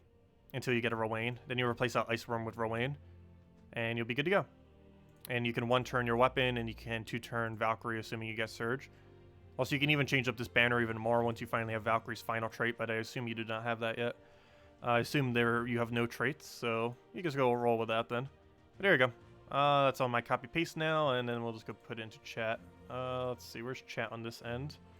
Where's Creator Studio? Where's my live stream? Oops, that's not what I wanted. Live streaming. But there you go. And you just copy-paste this team then. If I can get it going. Why is it not loading? There we go. There you go. Right, there's your team for early game. You just roll that. Okay, let me exile this. And back to where we were. Okay, so let's keep going with the delve. Okay, we got that, got that, and the other one. There we go. Okay, let's fight. Yep, no problem. Glad I could help. If anyone else has any other questions, let me know. Isn't new Mythic out completely from keys? No. It's new Mythics are in the event key drop table, or sorry, they're in the Glory Gem Guild and VIP chest drop table even after they get removed. So even after a Mythic was just removed, you can still end up getting it. So even right now, if you go and open keys, literally right now, there is a chance you get the new mythic that just was available. It's a very low chance. It's 1 out of pretty much every mythic that's in the game chance. However, it is theoretically possible to get it right now. It's not viable to do it that way. But no, they are immediately always in the drop table. Like, the second they come out, they will stay in the drop table forever. And unlike some things which have a delay, they have no delay in going back into the drop table, or staying in the drop table, I should say. So whenever I say it's like out of the drop table, I don't mean like it's literally out of the drop table. I mean that in the sense that you no longer get it specifically. So it's still in the drop table, just like every other mythic, which is how I normally say it when I say it like really quick at the beginning of videos. But sometimes I say it's out of the drop table, which is actually not a right characterization. It's actually just in the drop table with everything else. So its chance is absurdly low. However, it is technically in the drop table right now. We might even be able to see one in global. Or maybe not, because obviously it's a really low chance. Plus, not as many people might be opening keys right now. However, if I check global, it is theoretically possible that we see someone who just got the mythic. Of course, it could be any mythic in the game. But it is possible, though not as many people would be opening keys today, because there's no reason to open keys today. So apparently there's no one in all of global that has a thing. Yeah, not even a single mythic. Gosh, no one's getting mythics right now. Because obviously there's no point in opening keys right now, because everyone's saving for Monday with all their seal keys and everything. But it should technically be possible. However, I would not advise doing it, because the chance of specifically getting that mythic, for one, your chance of getting a mythic's already absurdly low. But the chance of specifically getting that mythic overall is like a 0.0001% chance or something per key that you open. So obviously it's not realistic to get it that way. The most realistic way is to do it through diamonds eventually. Realistically, once a mythic moves on from not being the exclusive mythic for the week within the drop table, the only realistic way of obtaining the troop is to craft it with diamonds. There's almost no other realistic way, with the only other exception being event keys. However, doing it through event keys can be pretty expensive from a gems perspective. Is the troop Mongo obtained only through chests? He's in Glory Gem Guild and VIP chests. He's a completely random drop, though. There's no way to really focus him, for the most part. He is required for an achievement for the game. I believe you have to cast him once. He's a reference to the old servers that they used to use for the game.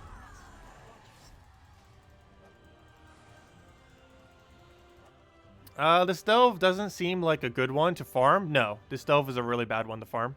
City of Thieves and Mirrored Halls are still the best, with City of Thieves probably still overall being the best, with every single factor considered.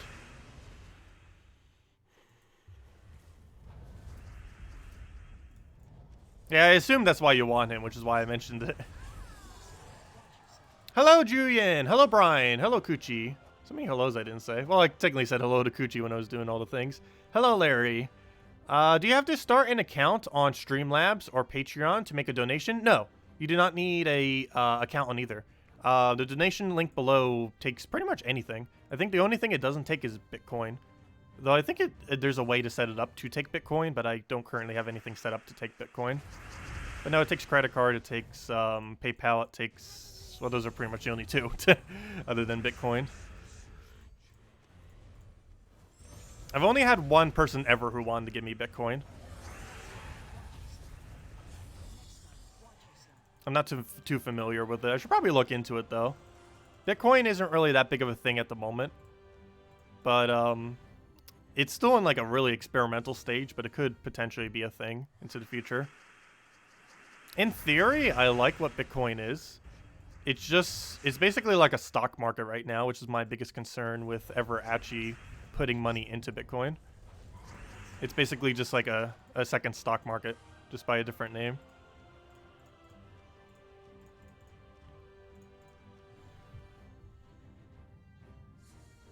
Hello, Dinks! Welcome! Welcome, welcome. Hope you've been having a good day.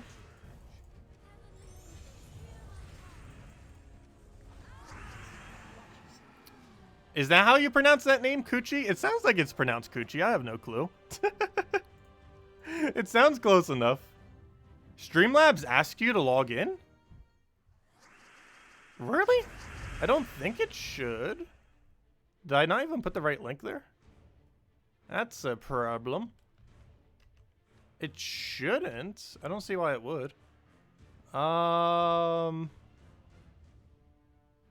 the Streamlabs link shouldn't. It has a login option, but it's not required to donate. You just put in a username thingy there and everything else. I've never heard anyone mention that they had to end up donating, or they had to like do a thing. Like, I don't think Kochi needed to when he ended up doing it. Oh yeah, I don't know. Is this pronounced Kochi or Kuchi? I have no clue. It's one or the other. Depends how you pronounce the little accent underneath, over the vowel. Not sure. But anyways, get the RSKO shield. Do you think of the latest trophies added? They're really nice. The new trophy system that they end up adding. So now you can end up doing it through pretty much anywhere as far as trophies. The best place that you'll probably be accumulating them from now, obviously, is Explore. Since now if you want to go farm tokens, which is one of the main things that you would want to do within the game, you'd be able to do so pretty easily through just playing now. So it's going to be much better than the previous format that they had earlier. Not to mention, they literally added trophies everywhere. So just about anything you do battle-wise will give you trophies. Or literally everything will. The only thing that doesn't is treasure hunt, because it's not actually a battle. So you'll constantly be gaining trophies from everything now, which is really cool. Because now trophies are an indication of how active a person is, rather than just PvP. Because before, only if you were doing PvP-related things would you really be gaining any amount. Or, you know, the things that are technically PvP. Obviously, there's no actual PvP in the game. But, you know, anything where you're up against player-related teams. So things like Arena and Guild Wars and normal PvP and casual PvP, stuff like that. Were previously pretty much the only locations where you got trophies. Or they were the only locations where you got trophies. But now, anything you do gives you trophies. Even these delves, we're getting 1 trophy each. Which isn't a lot of trophies, obviously. But still, they add up. Compared to getting 0, 1 each is a lot of trophies in comparison. That's technically an infinite increase from 0. But, yeah, obviously, it's a pretty substantial change. Since now any amount of progress that you ever do will add to your trophy amount. And if we go check our guild right now, I'm pretty sure we're almost at 1,000 trophies. Matt. Well, hopefully YouTube doesn't demonetize us. I don't know. I haven't been demonetized on a video for a very long time. I know it happens to quite a few people a lot, but I normally don't do anything controversial, nor do I curse, nor do I do anything like that. So very rarely do any of my videos get demonetized. Even when I try saying cockatrice, it used to sometimes demonetize me, though they seem to have gotten a little bit better with their tracking, so that cockatrice no longer seems to demonetize me. Though I say that in this video will probably be demonetized, who knows. But I don't know, it doesn't seem to do it ever now. Also, someone ended up kind of doing some research on all the words that can potentially get you demonetized. And one thing that was pretty nice is the word terror actually does not get you demonetized. I was thinking that in the past, and I was considering changing the name of the channel to something like Tacit the Dragon. However, it seems like terror does not actually get you demonetized.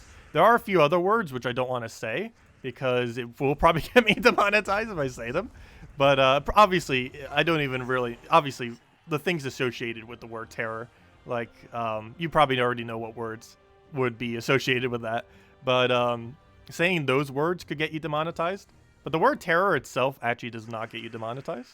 Same as how the word horror won't end up getting you demonetized, because it's kind of under the same category as that, which is why it's not demonetized. I used to think that in the past, but there was actually confirmation recently that kind of shows that that word does not, which also makes sense because my stuff does not get demonetized. So that also makes sense. I think the last thing that got demonetized was actually 3 Houses, when I ended up streaming Fire Emblem 3 Houses a little while back. All that ended up getting demonetized, but that was mostly because the music that is within it is copyrighted, and we had the music on. If I didn't have the music on, I don't think it would have gotten copyright stricken.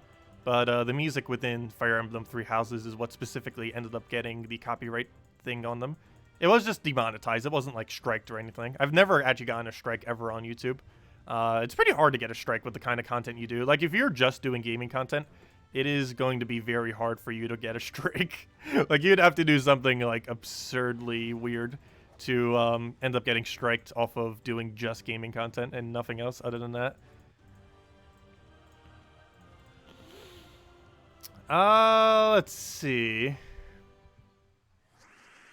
Hello, Lee. Glad you could join us again. Glad you can make a stream. Yeah, we're streaming at a little bit of a different time. That might be better for some people depending on their time zones, particularly for more of the Europe time zone or for people that work during the day, since we're currently streaming at more towards like midday or night for the Europe area, which is not a time we normally stream at. Normally we're streaming more towards a course like either late at night or, you know, late. Well, it depends what time zone, but either more towards the nighttime or towards the morning. Very rarely are we doing like more of a midday one like this, so I don't know, maybe we might need to start scheduling some more streams that are more towards this kind of time of day. Just because it is a time of day that I generally don't stream, and people that do prefer this time, it would be obviously more convenient for them.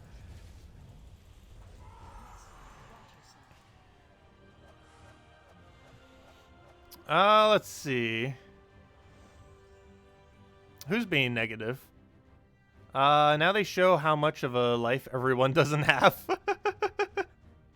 Oh no, it pretty much just shows activity. Most people have a life outside this game, obviously. Let's see.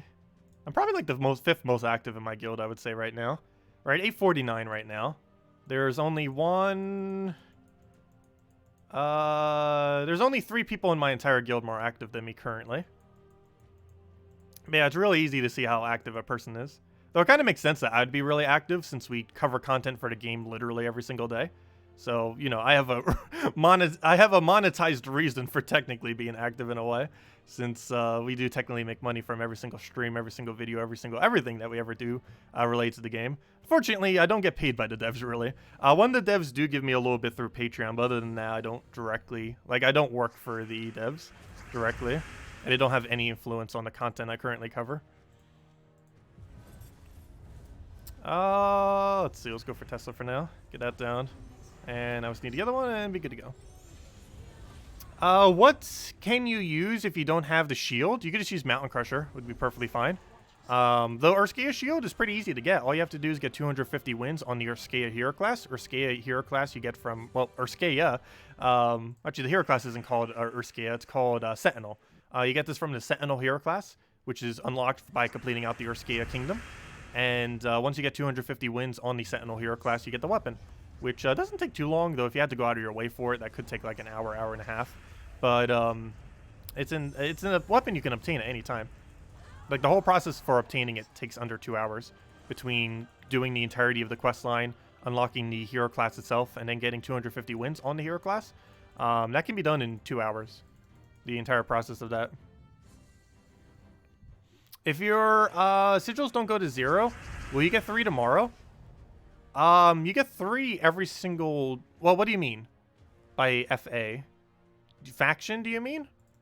The way that faction sigils work, like the 3 that you get every single day, is they can be delayed for an infinite amount of time.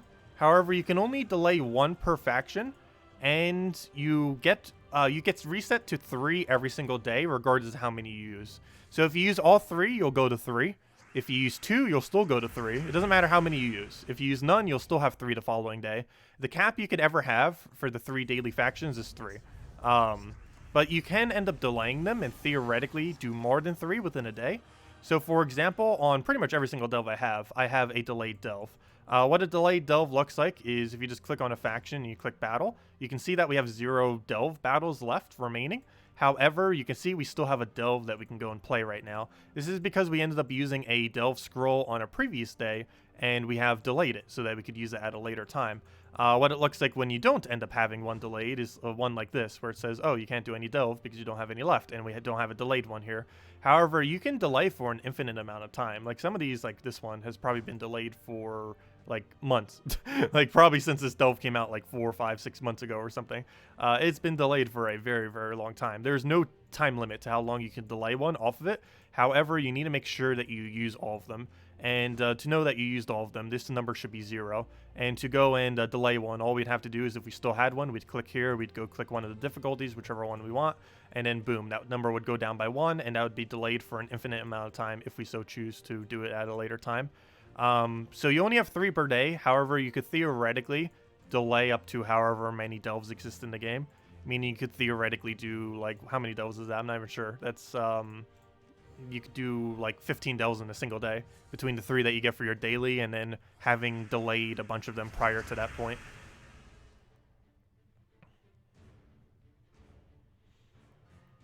But yeah, we're at the point where you could delay up to entire weeks of delves, assuming that you've had every single one already completed up to that point. You know, you've completed out all of your other delves that you might have had on the other slots. But you can delay them for a very, very long time. And just do it that way. But if you're talking about the event itself, yes, you get an additional 3 even if you don't use all of them. My bad. I didn't realize you meant the faction events. Yes. The way that the faction event works is you get 3 every single day you log in. So as long as you log in on that day, you will get 3 even if you don't use them. So for the faction event, even if you just log in today and you log in tomorrow, but you don't decide to do all of your battles until Sunday because you don't have time until Sunday, you will still have all 9 of those battles accumulated onto Sunday that you can then just use on Sunday. Yeah, they do work a little bit different than how the 3 accumulation works on the daily ones. My bad. I didn't realize you were referring to the event itself. But yeah, the 3 that you get per day do stack to each other, even if you don't use all the prior sigils. So tomorrow, even though we'll still probably have like 20-something battles remaining since I bought a bunch of packs, we will still be able to go and do those, and still accumulate our free 3 that we get per day. You do not have to do all of them by the end of the day, no. You can save them all for Saturday, or save them all for Sunday, or whenever. Hello, George! Welcome! You got 3... Oh, never mind, I already read that. Let's see.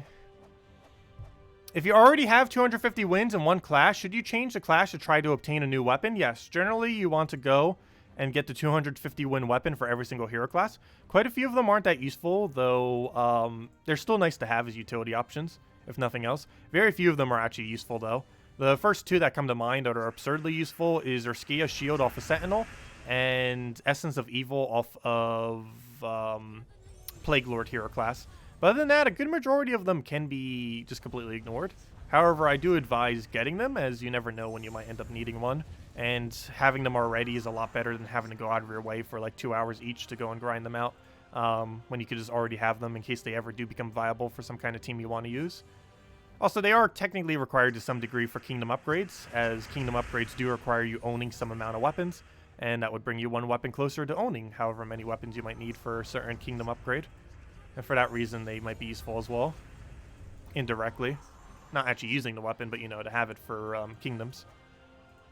Yeah, Skeleton Key off a Thief. Yeah, that's a pretty relevant one, too. I almost keep forgetting that's even a class weapon, but that's Thief's class weapon. They end up getting off a Thief hero class. Thief hero class, also the best stealthy hero class in the game. You don't always necessarily need to use stealthy, but it is the most relevant stealthy hero class. From a defend perspective, Orb Weaver is better, but from an offensive perspective, Thief is the best stealthy hero class. And more often than not, your offensive option is way more important than your defensive option.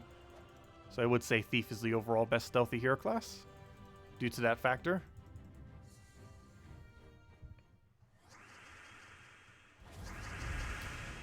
But yeah, Mr. Popo, your 17 will go to 20 tomorrow. So even if you don't use another one, you'll go to 20 tomorrow. Do you have 100% achievements for this game? Yes and no. Yes, I did prior to this patch. However, they added the hardest achievement this game has ever gotten in the history of the game, this most recent patch. They added an achievement where you have to go and medal 100 troops, which I believe currently 0 people have. We ended up doing the math earlier to stream because it ended up coming up as a topic as well, since it's a relatively recent thing that was just added a few days ago. But we ended up doing the math, and it comes out to the fact that we need... what's it called? We need 72 more. We did the math, and we currently can medal 28. I currently have 7 medaled. However, we have the medals in order to upgrade 28 troops. So we're basically 1/4 the way there. So it's still going to take us a while. I think it would take us about another, I almost want to say 1,000 hours of grinding, explore. But yeah, it's pretty time consuming. However, it's something that we were passively going to be doing over time. I'm obviously in no rush to get it done. However, it is something that we're going to need to get done eventually. But I'm in no particular rush to get it down. Also, with the new changes that were added in the most recent patch, at least we'll be able to get some medals passively through guild every single week. So even if we're not really focusing on medals, we'll still be able to get some amount off of the guild. However, the guild does not really give you enough to even upgrade 1 per week. So it's going to take a while to get off of that as well. But if nothing else, it helps towards lessening the grind a little bit. But no, it's a pretty long grind. It's actually the hardest thing to do currently in this game, other than pretty much getting a Zoog off, just because of how the sheer amount of grinding that it does require. Other than that, the only other thing that might require more time is level 100ing every single troop in the game. That actually does take more time. However, there's no achievement associated to it directly within the game. However, it is required for kingdom upgrades. Eventually, you will need every single hero class level 100 in order to get level 20 on every single kingdom in the game. While level 20 probably won't exist in the game until about a year, level 20 starring a kingdom.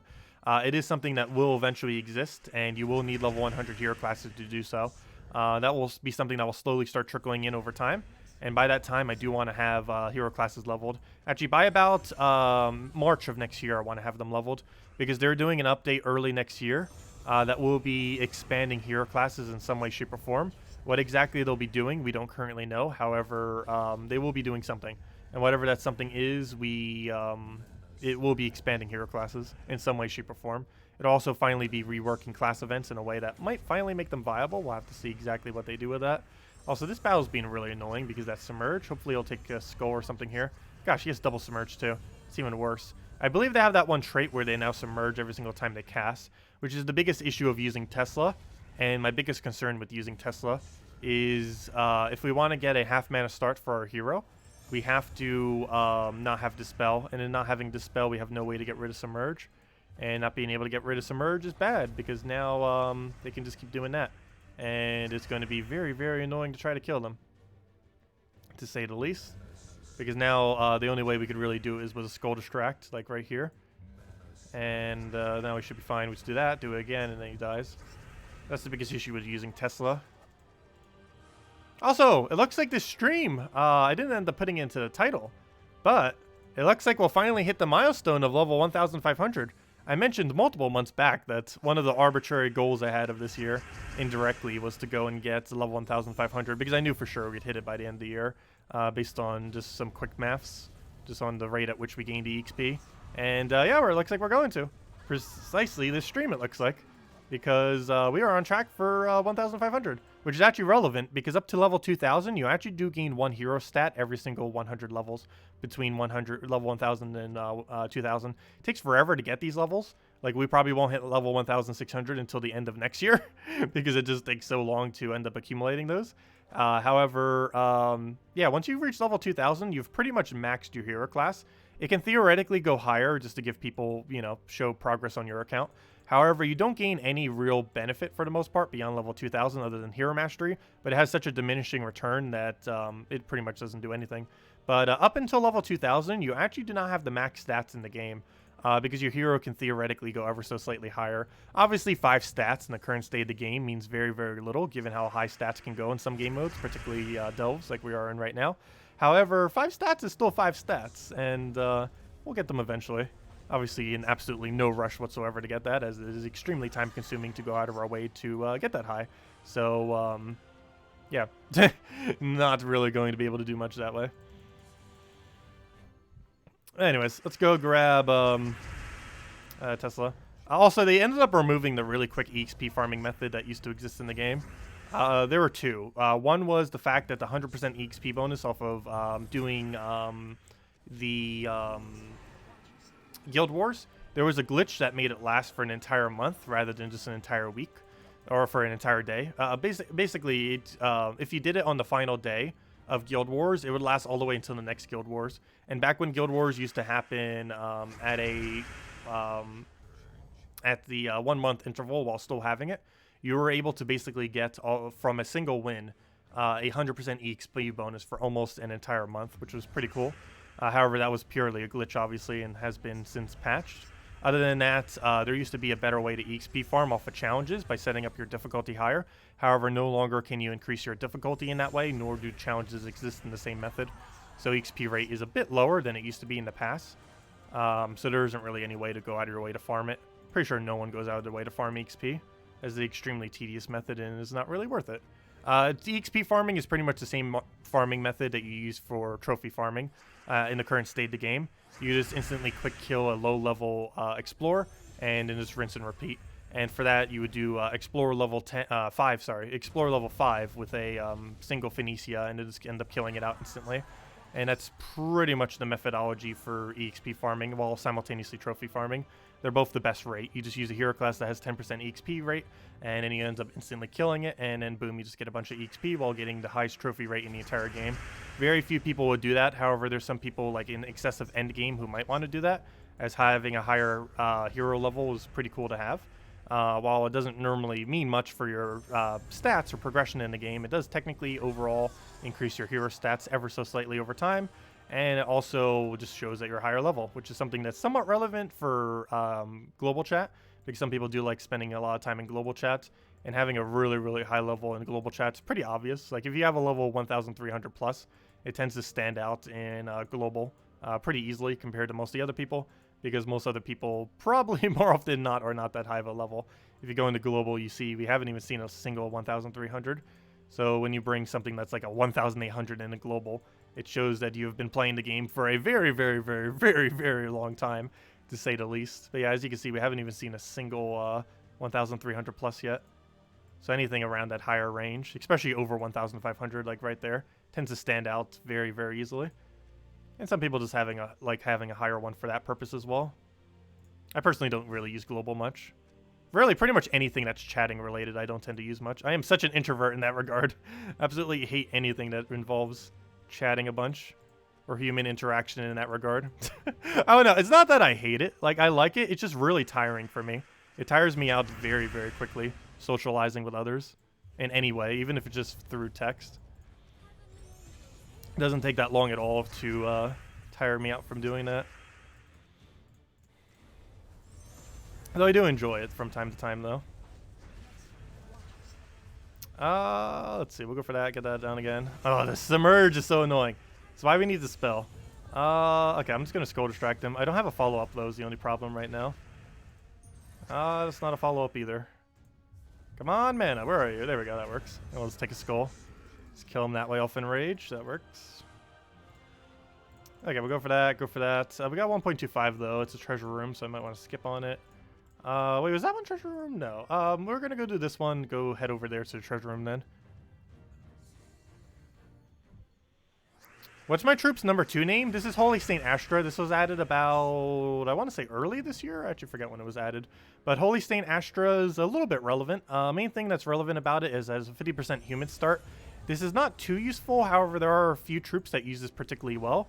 These include things like Tesla, Queen Queen Jezebel, I mean. So Tesla, Queen Jezebel, and that's about it, really. Those are like the 2 biggest troops that ended up using it for the most part. Most other things you wouldn't really synergize that often with her. But those are the 2 really relevant ones. There's a few other ones here or there that you might be able to use it with. But Queen Jezebel for attack spam teams, and Tesla for armor-related teams, or for quick killing and upscaling, are pretty much the only 2 things you ever use this thing for, which is why you almost never see me using this troop, as the range of things you can use it for, troop-wise, is really small. However, what does end up utilizing it uses it very, very well. Yeah, Corvash. Yeah, I knew there was one other pretty relevant one. Yeah, those are the 3 biggest relevant ones. Corvash for a quick double mana drain. Queen Jezebel for a really nice attack boost that can also do damage based on attack, as well as Tesla, which is what we're doing right now, which is a true damage split that upscales throughout the entire game depending on whatever their stats are, because the higher their armor and everything, the more damage this will do, and we're using our Scaeus Shield to boost that even more. And you would use that on whatever's close to death, though obviously we're early enough in delves that nothing is really going to be killing us unless we get super unlucky. Does the Ring of Wonder even make a dent once you reach level 1,500? No. Ring of Wonder is only particularly relevant as a newer player. I bought it for when we did the Switch account several months back, just so to have fun with it, so we could progress a little bit quicker in that regard, when we did that a little while back. However, I would not really advise it at any point beyond level 1,000. It has quite a bit of a diminishing return, and it's only particularly good if you're a newer player who knows what they're doing, and you pretty much like you have or you already have a decent understanding of the game, and you're planning on playing a lot on a given month. That's like the only combination of situations where it's really relevant to do. is if you already have a decent understanding of the game and you're under level 1000 and you're planning on playing a lot in a given month. Because you have to play for like upwards of probably over 100 hours over the course of a month for you to really get enough value out of Ring of Wonder to really justify buying it compared to other packs. Though if you're planning on playing over several hours a day, it's probably worth it. But you'd have to be a certain level range, because when you're too low of a level, all the extra loot that you get from it isn't particularly relevant. Because 50% extra souls isn't really relevant unless you're doing soul farming specifically with Ferrous Raws, in which case you would need to at least own a Ferrous Raw, if not 2 Ferrous Raws, to fully utilize that, particularly 2 Ferrous Raws. The gold is always beneficial, however, that's like the biggest thing that ends up giving is the gold bonus. However, earlier on in the game, you get a lower rate of gold, so while it is beneficial, and you do need that gold, you're not getting as big of a benefit. And other than that, EXP is obviously not that useful of a thing to get increased. EXP has always been something that hasn't really been that good in this game. In some games, it's particularly relevant to level. However, in Gems of War, there isn't necessarily that big of a benefit to leveling. You get some extra stats for your heroes. You unlock some weapons for the early on range of leveling. But other than that, it doesn't really give too much leveling in this game, at least compared to some games. Like, the amount of benefit you gain from leveling in Gems of War is rather small in comparison to how relevant it is in many other games.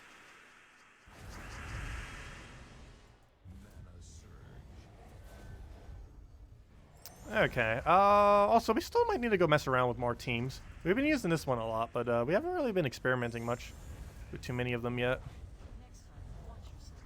Obviously, the other team we can run is Truffle. We can also run Iron Gut. Both those teams are fully applicable for this delve. Both of which I will be showing for the video as well, obviously. They're classics. Gotta stick with them. Not sure if we'll be bringing either of those two out, but obviously they are decent options.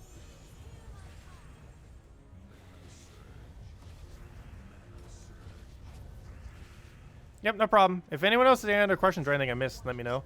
What troops am I using? Right now we're using Urskia's Shield, which you get for 250 wins off of Urskia Hero Class, which you get from, the Sentinel Hero Class, which you get from Urskia Kingdom. So 250 wins on that Sentinel Hero Class ends up giving that to you. Next is Holy Saint Astra. She's being used solely for the purpose of giving 50% mana start to our entire team. She also ends up enchanting all humans if we need to recast these for whatever reason. And then we have Double Tesla. And the whole thing that makes her work is she does true damage scattered, which is basically split damage just by a different term. And it does the same thing though, even though they use different terms for whatever reason. And it's boosted by all ally and enemy armor, which is what gives it a good majority of its damage, as you can see by the 351 right there. And that boosts based on all their armor. And one nice thing about that is since she hits on HP, she does not actually reduce down their armor value as you hit. So she can normally 2-shot and easily 3-shot basically everything in the entire game, regardless of what their stats are. They could have max stats of 1,000 down the line, and she would still end up boost ratioing to be able to kill it in 3 hits. And many times she can even do it in 2 hits, as she is currently right now. However, the higher you go in stats, the less likely she'll be able to 2-shot or 1-shot. Obviously, she's not 1-shotting anymore. But she's still 2-shotting. Yeah, the Holy Saint Astra can also give the team more armor. She ends up giving, I think, like a 50-something armor with all the bonus. Oh, sorry, a 72 armor, even higher. Obviously, if you're using her in PvP, that's quite a bit less. But given that we're using in factions, it does gain even more of a benefit. So that's what she's gaining off of that. Let's go do this one more time. But yeah, it does give an armor buff. It's not really that relevant since we're 2-shotting them anyways. And obviously, that armor buff is not going to help us get any closer to a 2-shot. But it is a factor, nonetheless.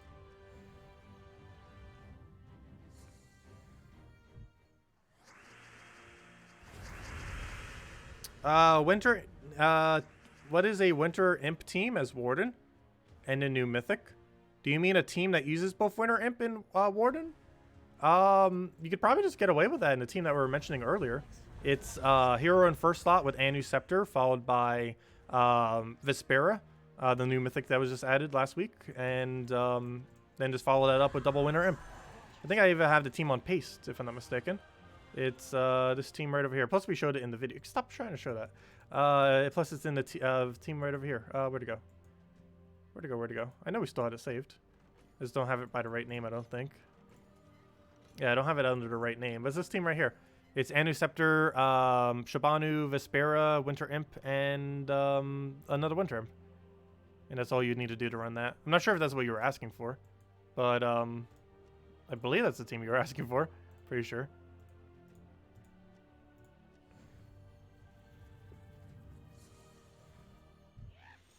Hey, another Valraven, nice.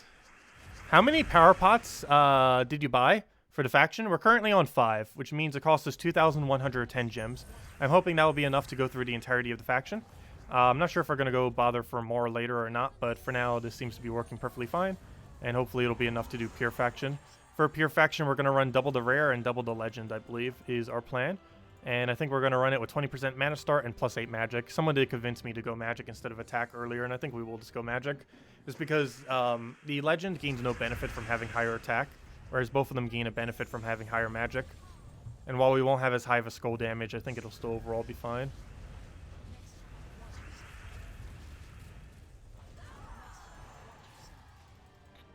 Oh, did you mean the new mythic that's coming next month? I didn't bother looking at it yet.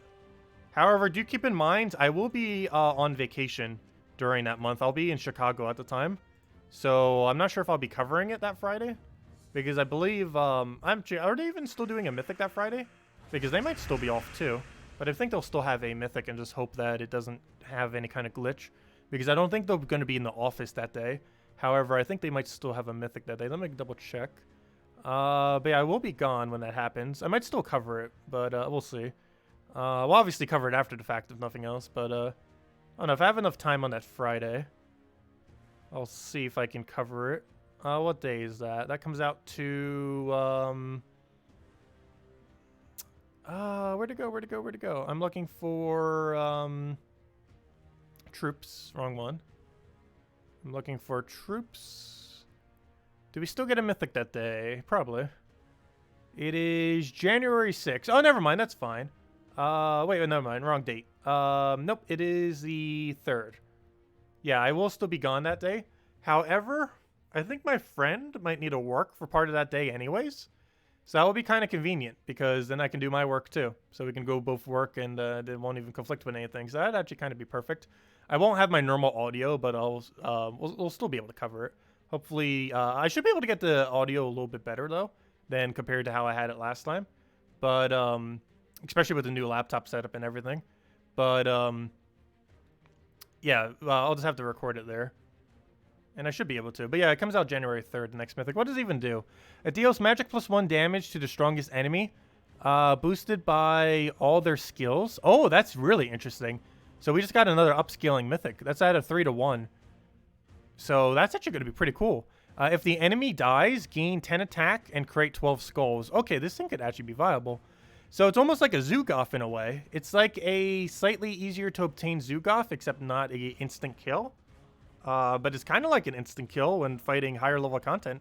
Because if you 3-to-1 boost ratio based on all the stats, that includes HP, armor, attack, everything.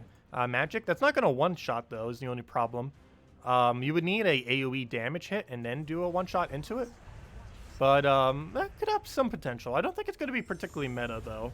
Because Zoogoth and other things just seem like they're going to be more consistent. But if you could somehow slightly damage them, you could then end up getting a double kill pretty easily, similar to a Zoogoth. He doesn't have a freeze or anything like a Zoogoth, though. What's his unique trait? His unique trait is gain 4 attack when matching 4 or more gems. And he also has Agile. Okay, this thing could be okay. It seems like it's going to be a better first slot version of Zoogoth, is basically the bottom line.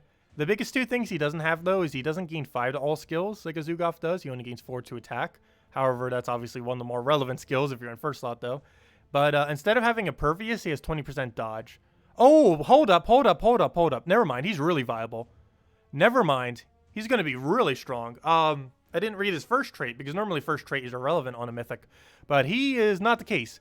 He does Eagle's Eye. He has Eagle's Eye. He does Hunter's Mark every single time he does a skull onto the enemy. Which means, assuming they do not have immune to Hunter's Mark, he just does 2 times skull damage. Never mind. That mythic's going to be really good. He's basically a first slot Zoogoth. Not exactly, but that's the closest comparison to what exists currently in the game. He's basically a first slot Zoogoth. But he's way easier to obtain than Zoogoth. He's still really hard to obtain, but compared to Zoogoff, he's easy to obtain. Oh, it's a she. Oh, it's Ubistet's girlfriend. Interesting. Is that actually canon? Did Tesla or someone from the dev team actually mention that? I wouldn't be surprised if that is canon. There's so much lore in this game that's like external to the game because there's like no room to put it into the game, especially since they have to translate it a billion times anything they ever add to the game. But this game has a lot of lore. It's just not within the game itself. They're planning on ways to implement lore into the future. It's still on their list of many things to go do, like merch and other stuff. But yeah, they still haven't really figured that out yet.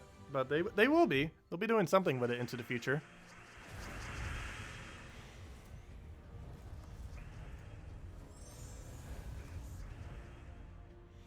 But yeah, that's basically first slot Zoogoff. It's pretty cool. So if you don't have Zoogoff but want a Zoogoff, it's basically Zoogoff. Just slightly different.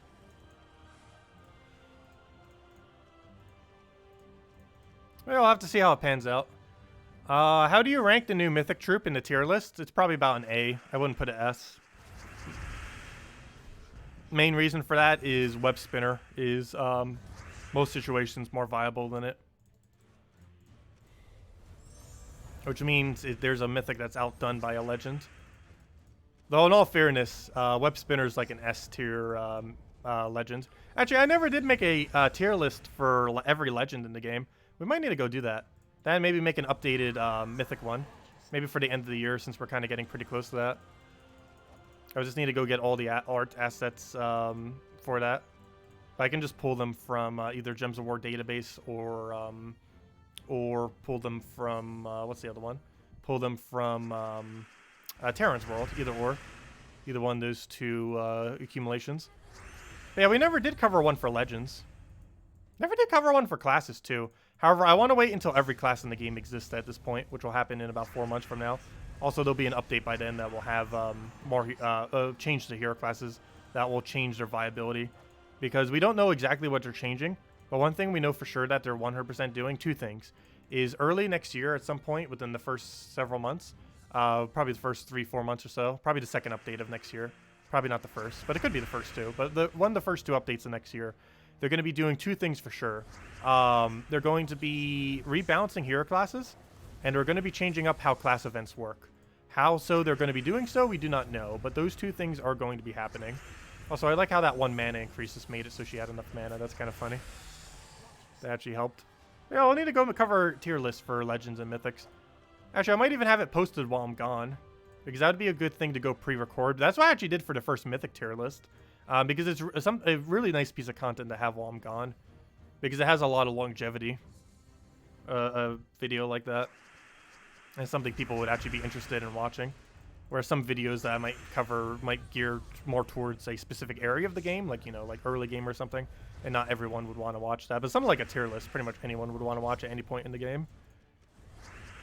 That'd be something really good to cover for when I leave on the 28th. So one of them would have rollout on the 28th, then the 29th, and, you know, the other days all the way up until New Year's. I mean, hopefully we'll have enough stuff pre-recorded to have something for every single day. I did not the last time around, nor for the Hurricane. The Hurricane, because it came out of nowhere. I had like 1 day in advance, and that was not enough time to record pretty much anything. And then the other one, I did have a little bit more time, but I wasn't able to really get as much out. But this time around, I do need to make sure... right before the holidays, right before Christmas, I need to try recording a bunch of stuff. Like within the next week or so. Need to try getting a bunch of stuff done. Because I'll be gone from the 28th to the 6th. I'll also be gone 27th night because I'd want to get sleep prior because I need to go on a plane very early the following day. And what was the other instance? And on the 6th, I probably won't be getting back until the 7th. I'm not sure if I'll be streaming the night of the 6th. I might still be, because the night of the 6th is the new event week switchover, if I'm not mistaken, because that falls on a Monday. And if that's the case, I'll probably still do Monday night stream. However, the Monday video might not be up until Tuesday. But we'd probably still do the Monday stream on the 6th.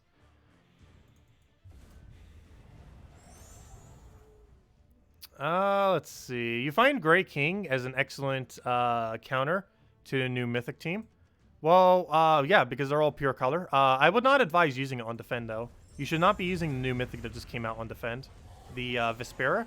She's pretty much only used for pure color Guild War. Or, you know, for pure color teams, but specifically for Guild War and maybe Tower of Doom. Those are the only two locations you should really ever bring out the new legend. The new mythic. I would not really advise using it in any other circumstance.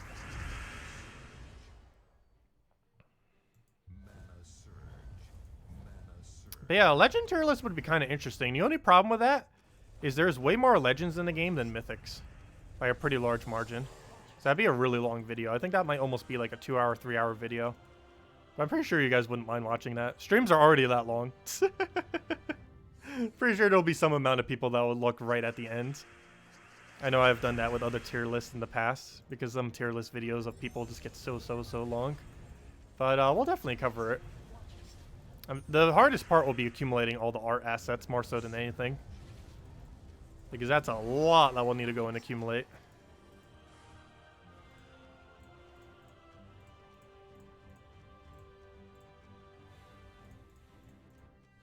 Because I think there's like 150 legends in the game or something. Even if we spent 1 minute per legend, that's like a 2.5-hour video.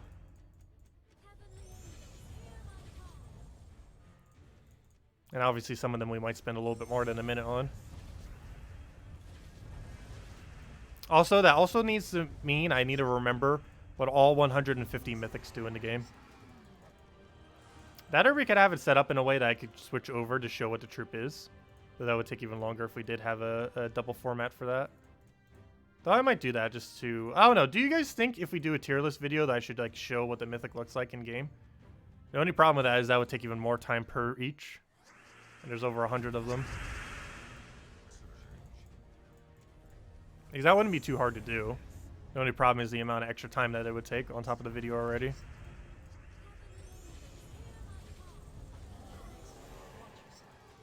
Because I didn't end up doing that when I initially did the mythics.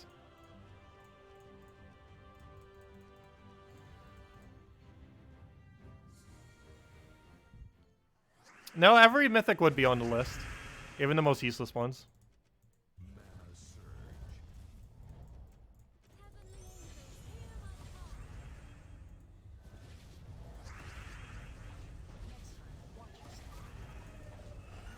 I'd also probably figure most of their rankings out during the thing itself. Like, I'd know generally where I'd want to put every single thing. But, like, where I would actually decide to put it down would probably depend on when I'm doing it during the thing. Which is kind of how I did the mythics, too. I think it still came out right. The only problem with doing it with the legends is I might forget what some legends do. Like, some of the more irrelevant legends that exist in the game. I might forget what their ability is. I think I only forgot what one mythic's ability was. I think I forgot what Queen of Sin did. Was the only one I forgot during the... Actually, I still forget what Queen of Sin does. I know it summons...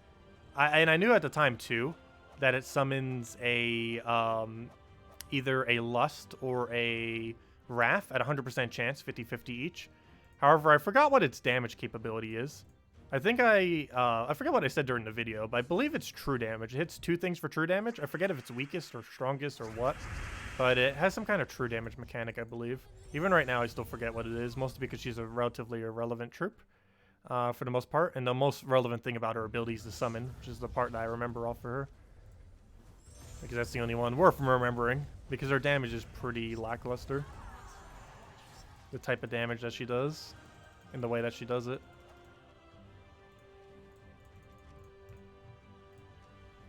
Okay, we're at 170, making progress.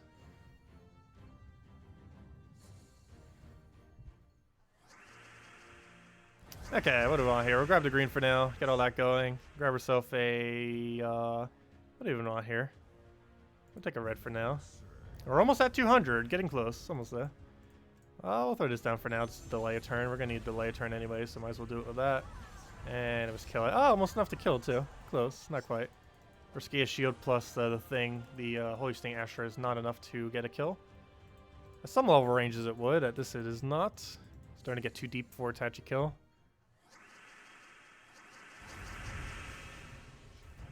I'll throw in a Tesla for now. Get a last mana we need. Oh, whoops. That doesn't feed into you because you're blocked. Whoops. Mistakes were made. Not too big a deal, though. Kill it out, rinse, repeats. Hey, speaking of web spinner. Well, actually, we were speaking about him several minutes ago. That's still one of the best legends in the game. We were talking about all the legends. Actually, he was the thing that made me even start mentioning that. You could show which legends are better than some mythics, at least. Well, anything I would place under S tier or A tier would be better than most mythics. Particularly S tier. S tier would be better than almost every mythic in the game. And that would include things like Web Spinner. There are legends that are so strong that they're stronger than mythics. And most A tier would be as well, but definitely every single thing in S tier would be stronger than a mythic. Like, they'd be stronger than the strongest mythics in the game. Because Web Spinner is stronger than the strongest mythics, most of them. And there are several others that could be.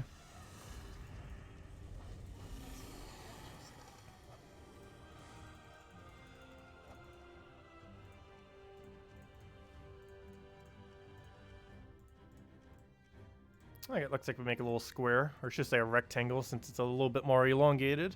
We take this one, then we go up, then we go left, then we go down, and then right over to the right to the boss. Nice little rectangle.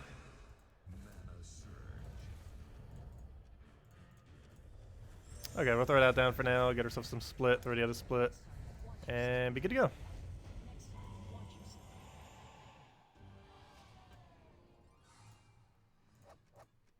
And we're almost there. Oops, I just said that, and I'm already clicking on the wrong one. It looks like we'll reach level 1,500 this stream. What a milestone. Now to go reach level 1,600, and then eventually 2,000. That'll take forever, though. It might be like 2025 by the time we hit level 2,000.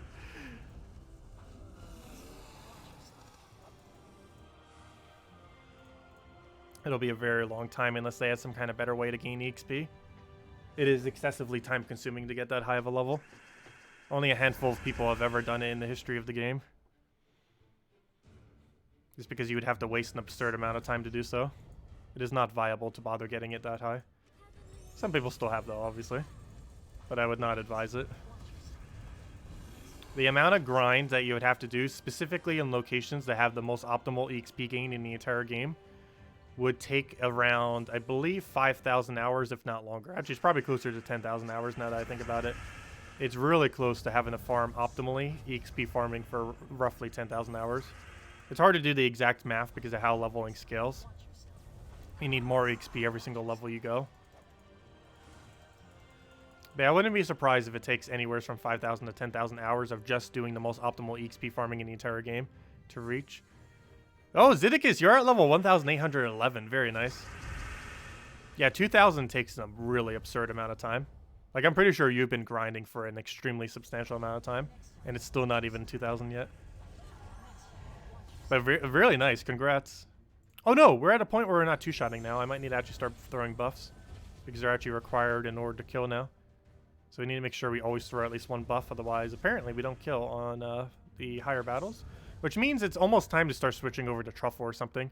If this thing starts requiring us to require 3 hits, like 3 mana cast, it is no longer worth using. We might as well go switch over to Truffles. Which honestly, I think we might start switching over now. If we're already at the point where that can happen. We can still do it if we do even 1 buff, so I guess we're still at a point where it's fine. However, we do have to do that 1 buff, otherwise it's not enough damage.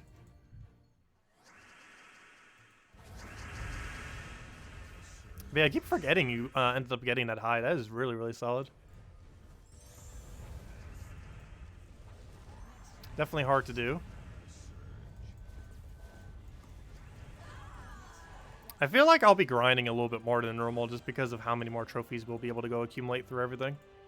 Which is a pretty cool concept now. I wonder how much that will change trophy gains across guilds now that that's a thing.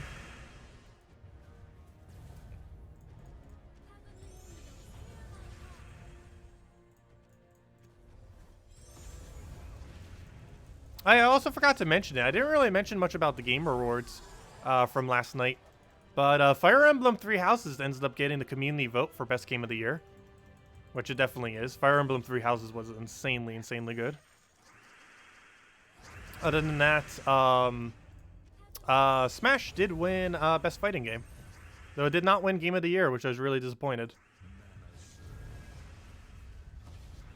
Let's see, we'll take that over for now.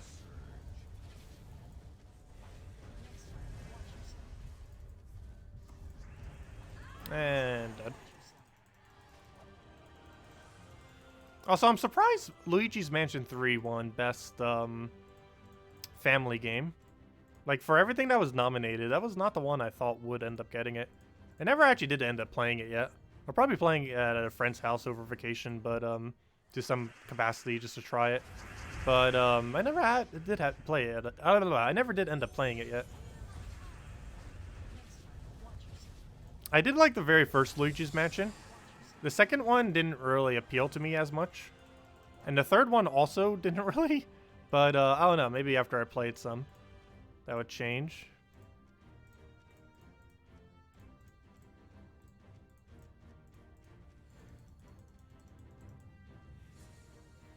You change your name to Santa Zeddy just for the holidays? Nice. Yeah, I haven't changed my name ever since they added the capability to do so in-game. Still haven't yet. Which means I can actually do it for free for the first time. I believe every instance after the first time costs 50 gems each time.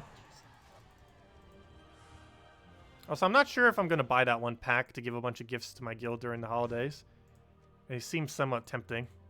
But there is... I don't think they fixed this yet. I don't think it's fixed till Monday.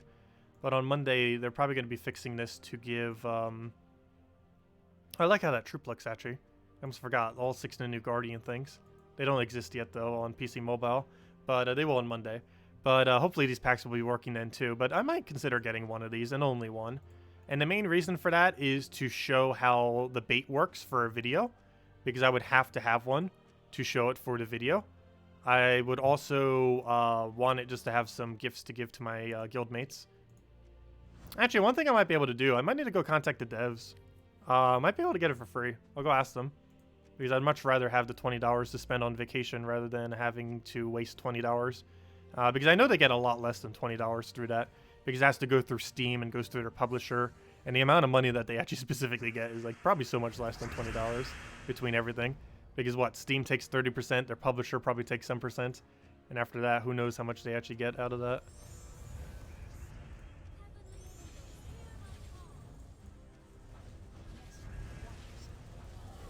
Yeah, that's another thing. It's not really mentioned that often. But Steam takes a really absurd cut of every game that they sell. Like 30% is a lot to take away from a game sale.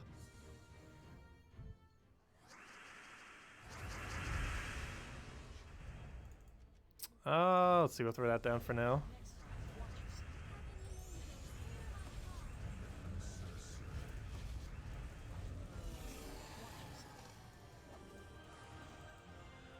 You're officially announcing that Nobert's Turbine team is the most annoying team in PvP. You will never have your turn when you start casting. What team are they using? I know there's a few really annoying teams that can happen. Divine Ishbala, Quillen combo teams, Yalgoi Queen Titania teams, and some Truffle teams if they get going prior to you being able to freeze them or kill them. Those are probably the only few that can be super annoying. And the things that generally make them annoying is the fact that they can kill you infinitely within one turn if they get lucky enough. But I think we're going to retire this Tesla team after this battle. Or after, not this battle, but, you know, after this delve. And then we'll go to Truffles or something. Because the biggest issue here is if we do not buff on this final battle, it will not kill in 2 casts. And if this team is starting to take more than 2 casts, it is no longer worth using. So like right here, if we do Tesla, if I do another Tesla, it will not kill. So I'm going to have to waste my turn to go cast this and then Tesla. Otherwise, it would not have killed.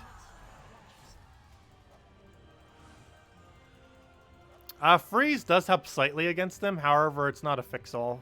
However, we did get a new freeze option as of today. The legend of this kingdom does have a freeze burn, which is pretty relevant. However, some of the teams that you would want to freeze burn, for example, Yagoi, Queen of Tanya, you can't actually burn them. So the burn aspect doesn't actually do anything. But anyways, I think we're going to switch to Truffles now. So let me go switch over to Truffle. We already have that team saved, right? I believe so. Yeah, so let's go get a Truffle in here. Let me go revamp this one. Actually, can I use this? Actually, I can just use this. There we go. Manage, copy. Boom. We'll just use this team. I do it with magic. There we go. Okay, let's roll this. City of Thieves. Sorry, not City of Thieves. New faction.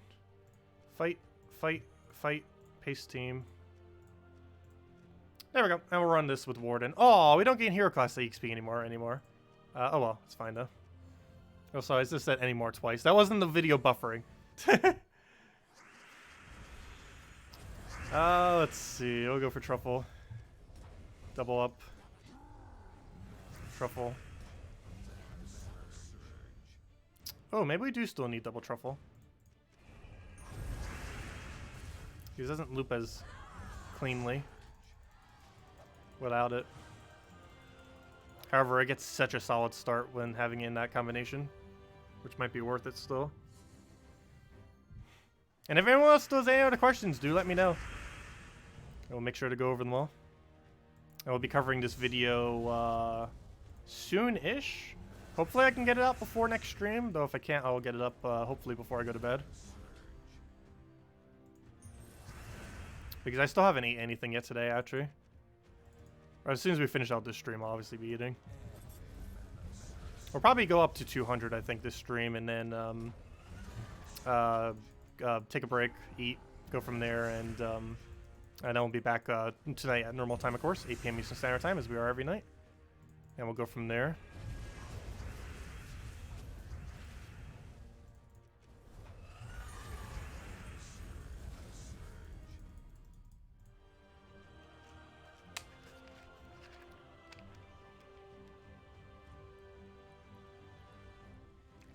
Okay.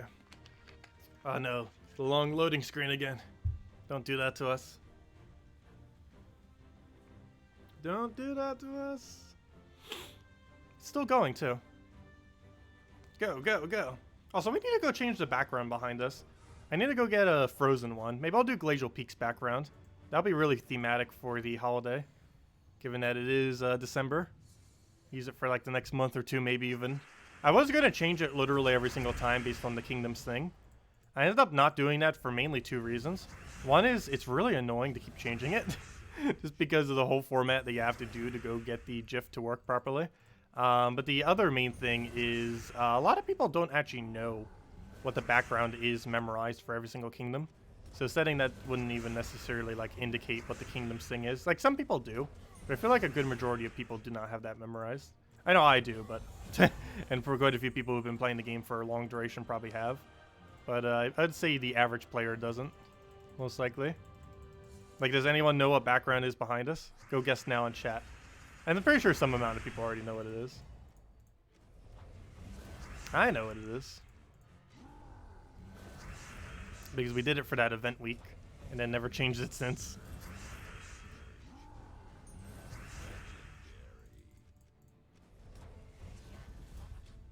I'll grab that for now. And I used it off the thing.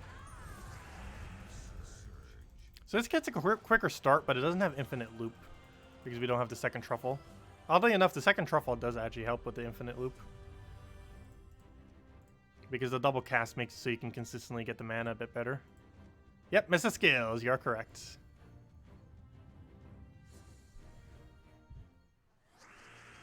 Hello, Gustavo! Welcome.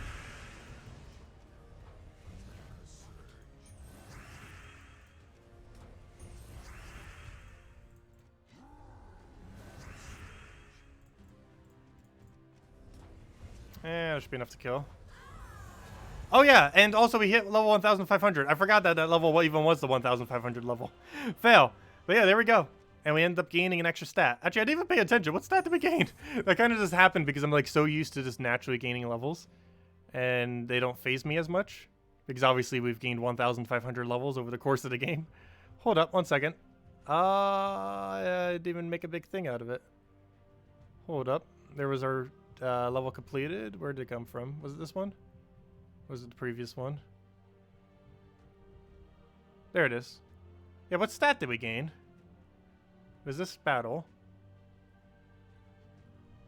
I might have just spammed click through it, actually.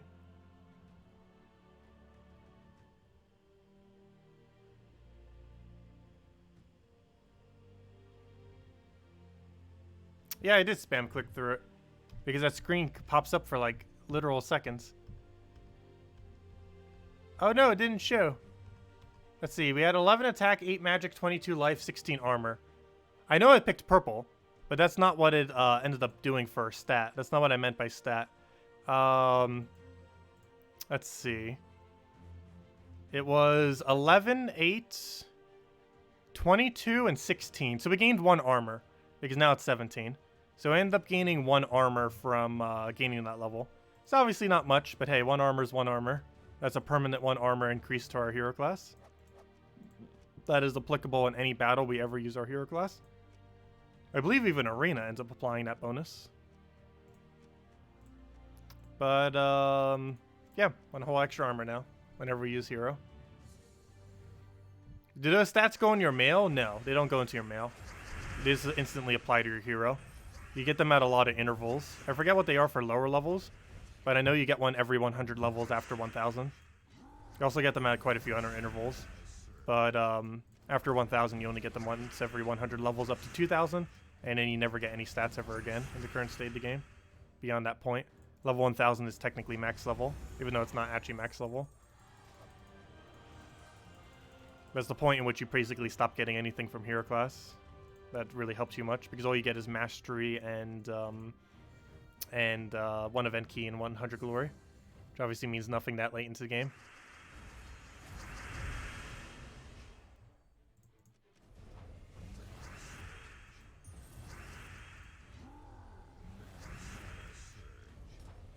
But yeah, 1 whole extra armor. It adds up. Watch, next Guild War we're going to survive with 1 HP, which meant that 1 armor actually helped us. Anytime our hero lives with 1 HP, it meant that our armor actually assisted us in not dying. That 1 extra armor we just got from that level. Obviously, very rarely would that be applicable. The only other thing it's applicable for is there's a hero class, or a few hero classes, that gain 20% additional damage on Skull. So that 1 armor could have potentially been the extra boost ratio we needed to do 1 additional damage in some situations, which isn't that much, but hey, it adds up. And while that's not used too often, it's still used nonetheless. Alright, we might need to go use the double Truffle version of this team. The only problem with that is we get a slower mana start. So it might still be worth it. It's a slower mana start, but it's a better... It's going to be worse for early on in the battle, but better for later on in the battle.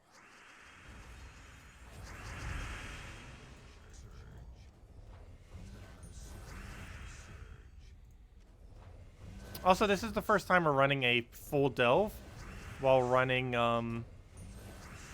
what's it called? Plus 12 magic.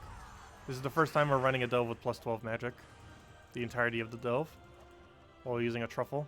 Obviously, we weren't using Truffle initially, but we are now. Okay, and this will probably be the last one we do. I said we'll do up to 200 for now. So we'll do up to now. To that, we'll do a little bit more tonight. Hopefully get to about 250. Or 240, 250 around there, and then we'll finish up most of the rest of it, if not all of it, tomorrow. And starting tomorrow, we might just start rushing it. Just because we are starting to get to the point where they are starting to be a little bit more time-consuming than if we weren't rushing. Actually, what even is the rush path for this faction, now that I think about it? That's a slight other issue. This place doesn't have a rush path. It has 1 extra battle than we would normally need to do.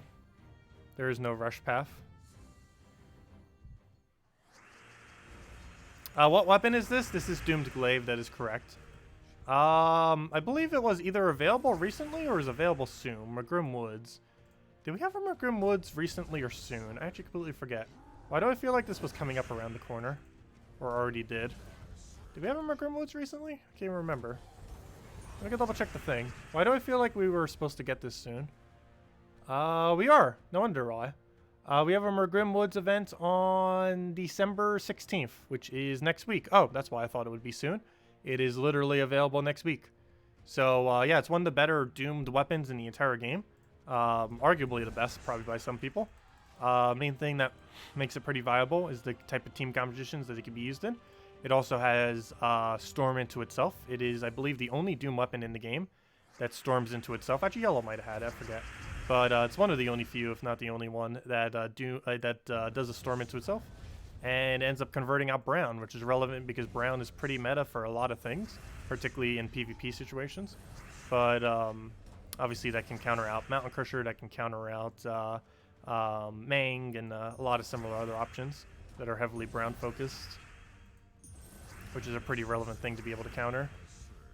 You can also use it with Truffle that creates Brown in order to get better alignments, and anything else that creates Brown, like a Mountain Crusher, on your own team, in order to use that to get alignment easier by having a Brown Storm on the board, if you so choose. Oh, and never mind, you can't use it with Mountain Crusher, but you can still use it with other things that do Brown Storm, like the, oh, what's that one Harpy called? The red-yellow one that does Brown Storm. But you can also synergize it with things like that in various teams. But it's a pretty decent weapon overall. It's one of the best, or arguably the best glaive, or the best of the Doom weapons that currently exists.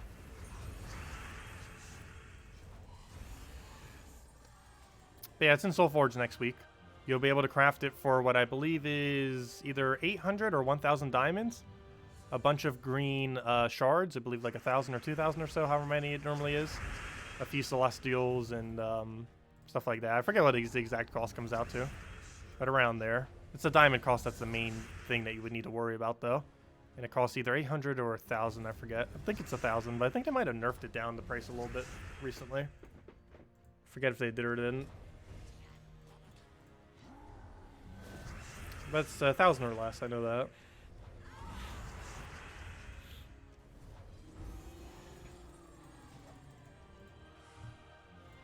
But if anyone else still has any other questions, let me know. Otherwise, as soon as we finish out this delve, we're probably going to end out for now. Take a bit of a dinner break. See if I can get the video recorded in between the two streams in that time. And if not, it'll be up soonish. But see if I can get that out then. And then we'll be back later tonight at 8 p.m. Eastern Standard Time. And we'll be back then and doing pretty much what we're just doing now.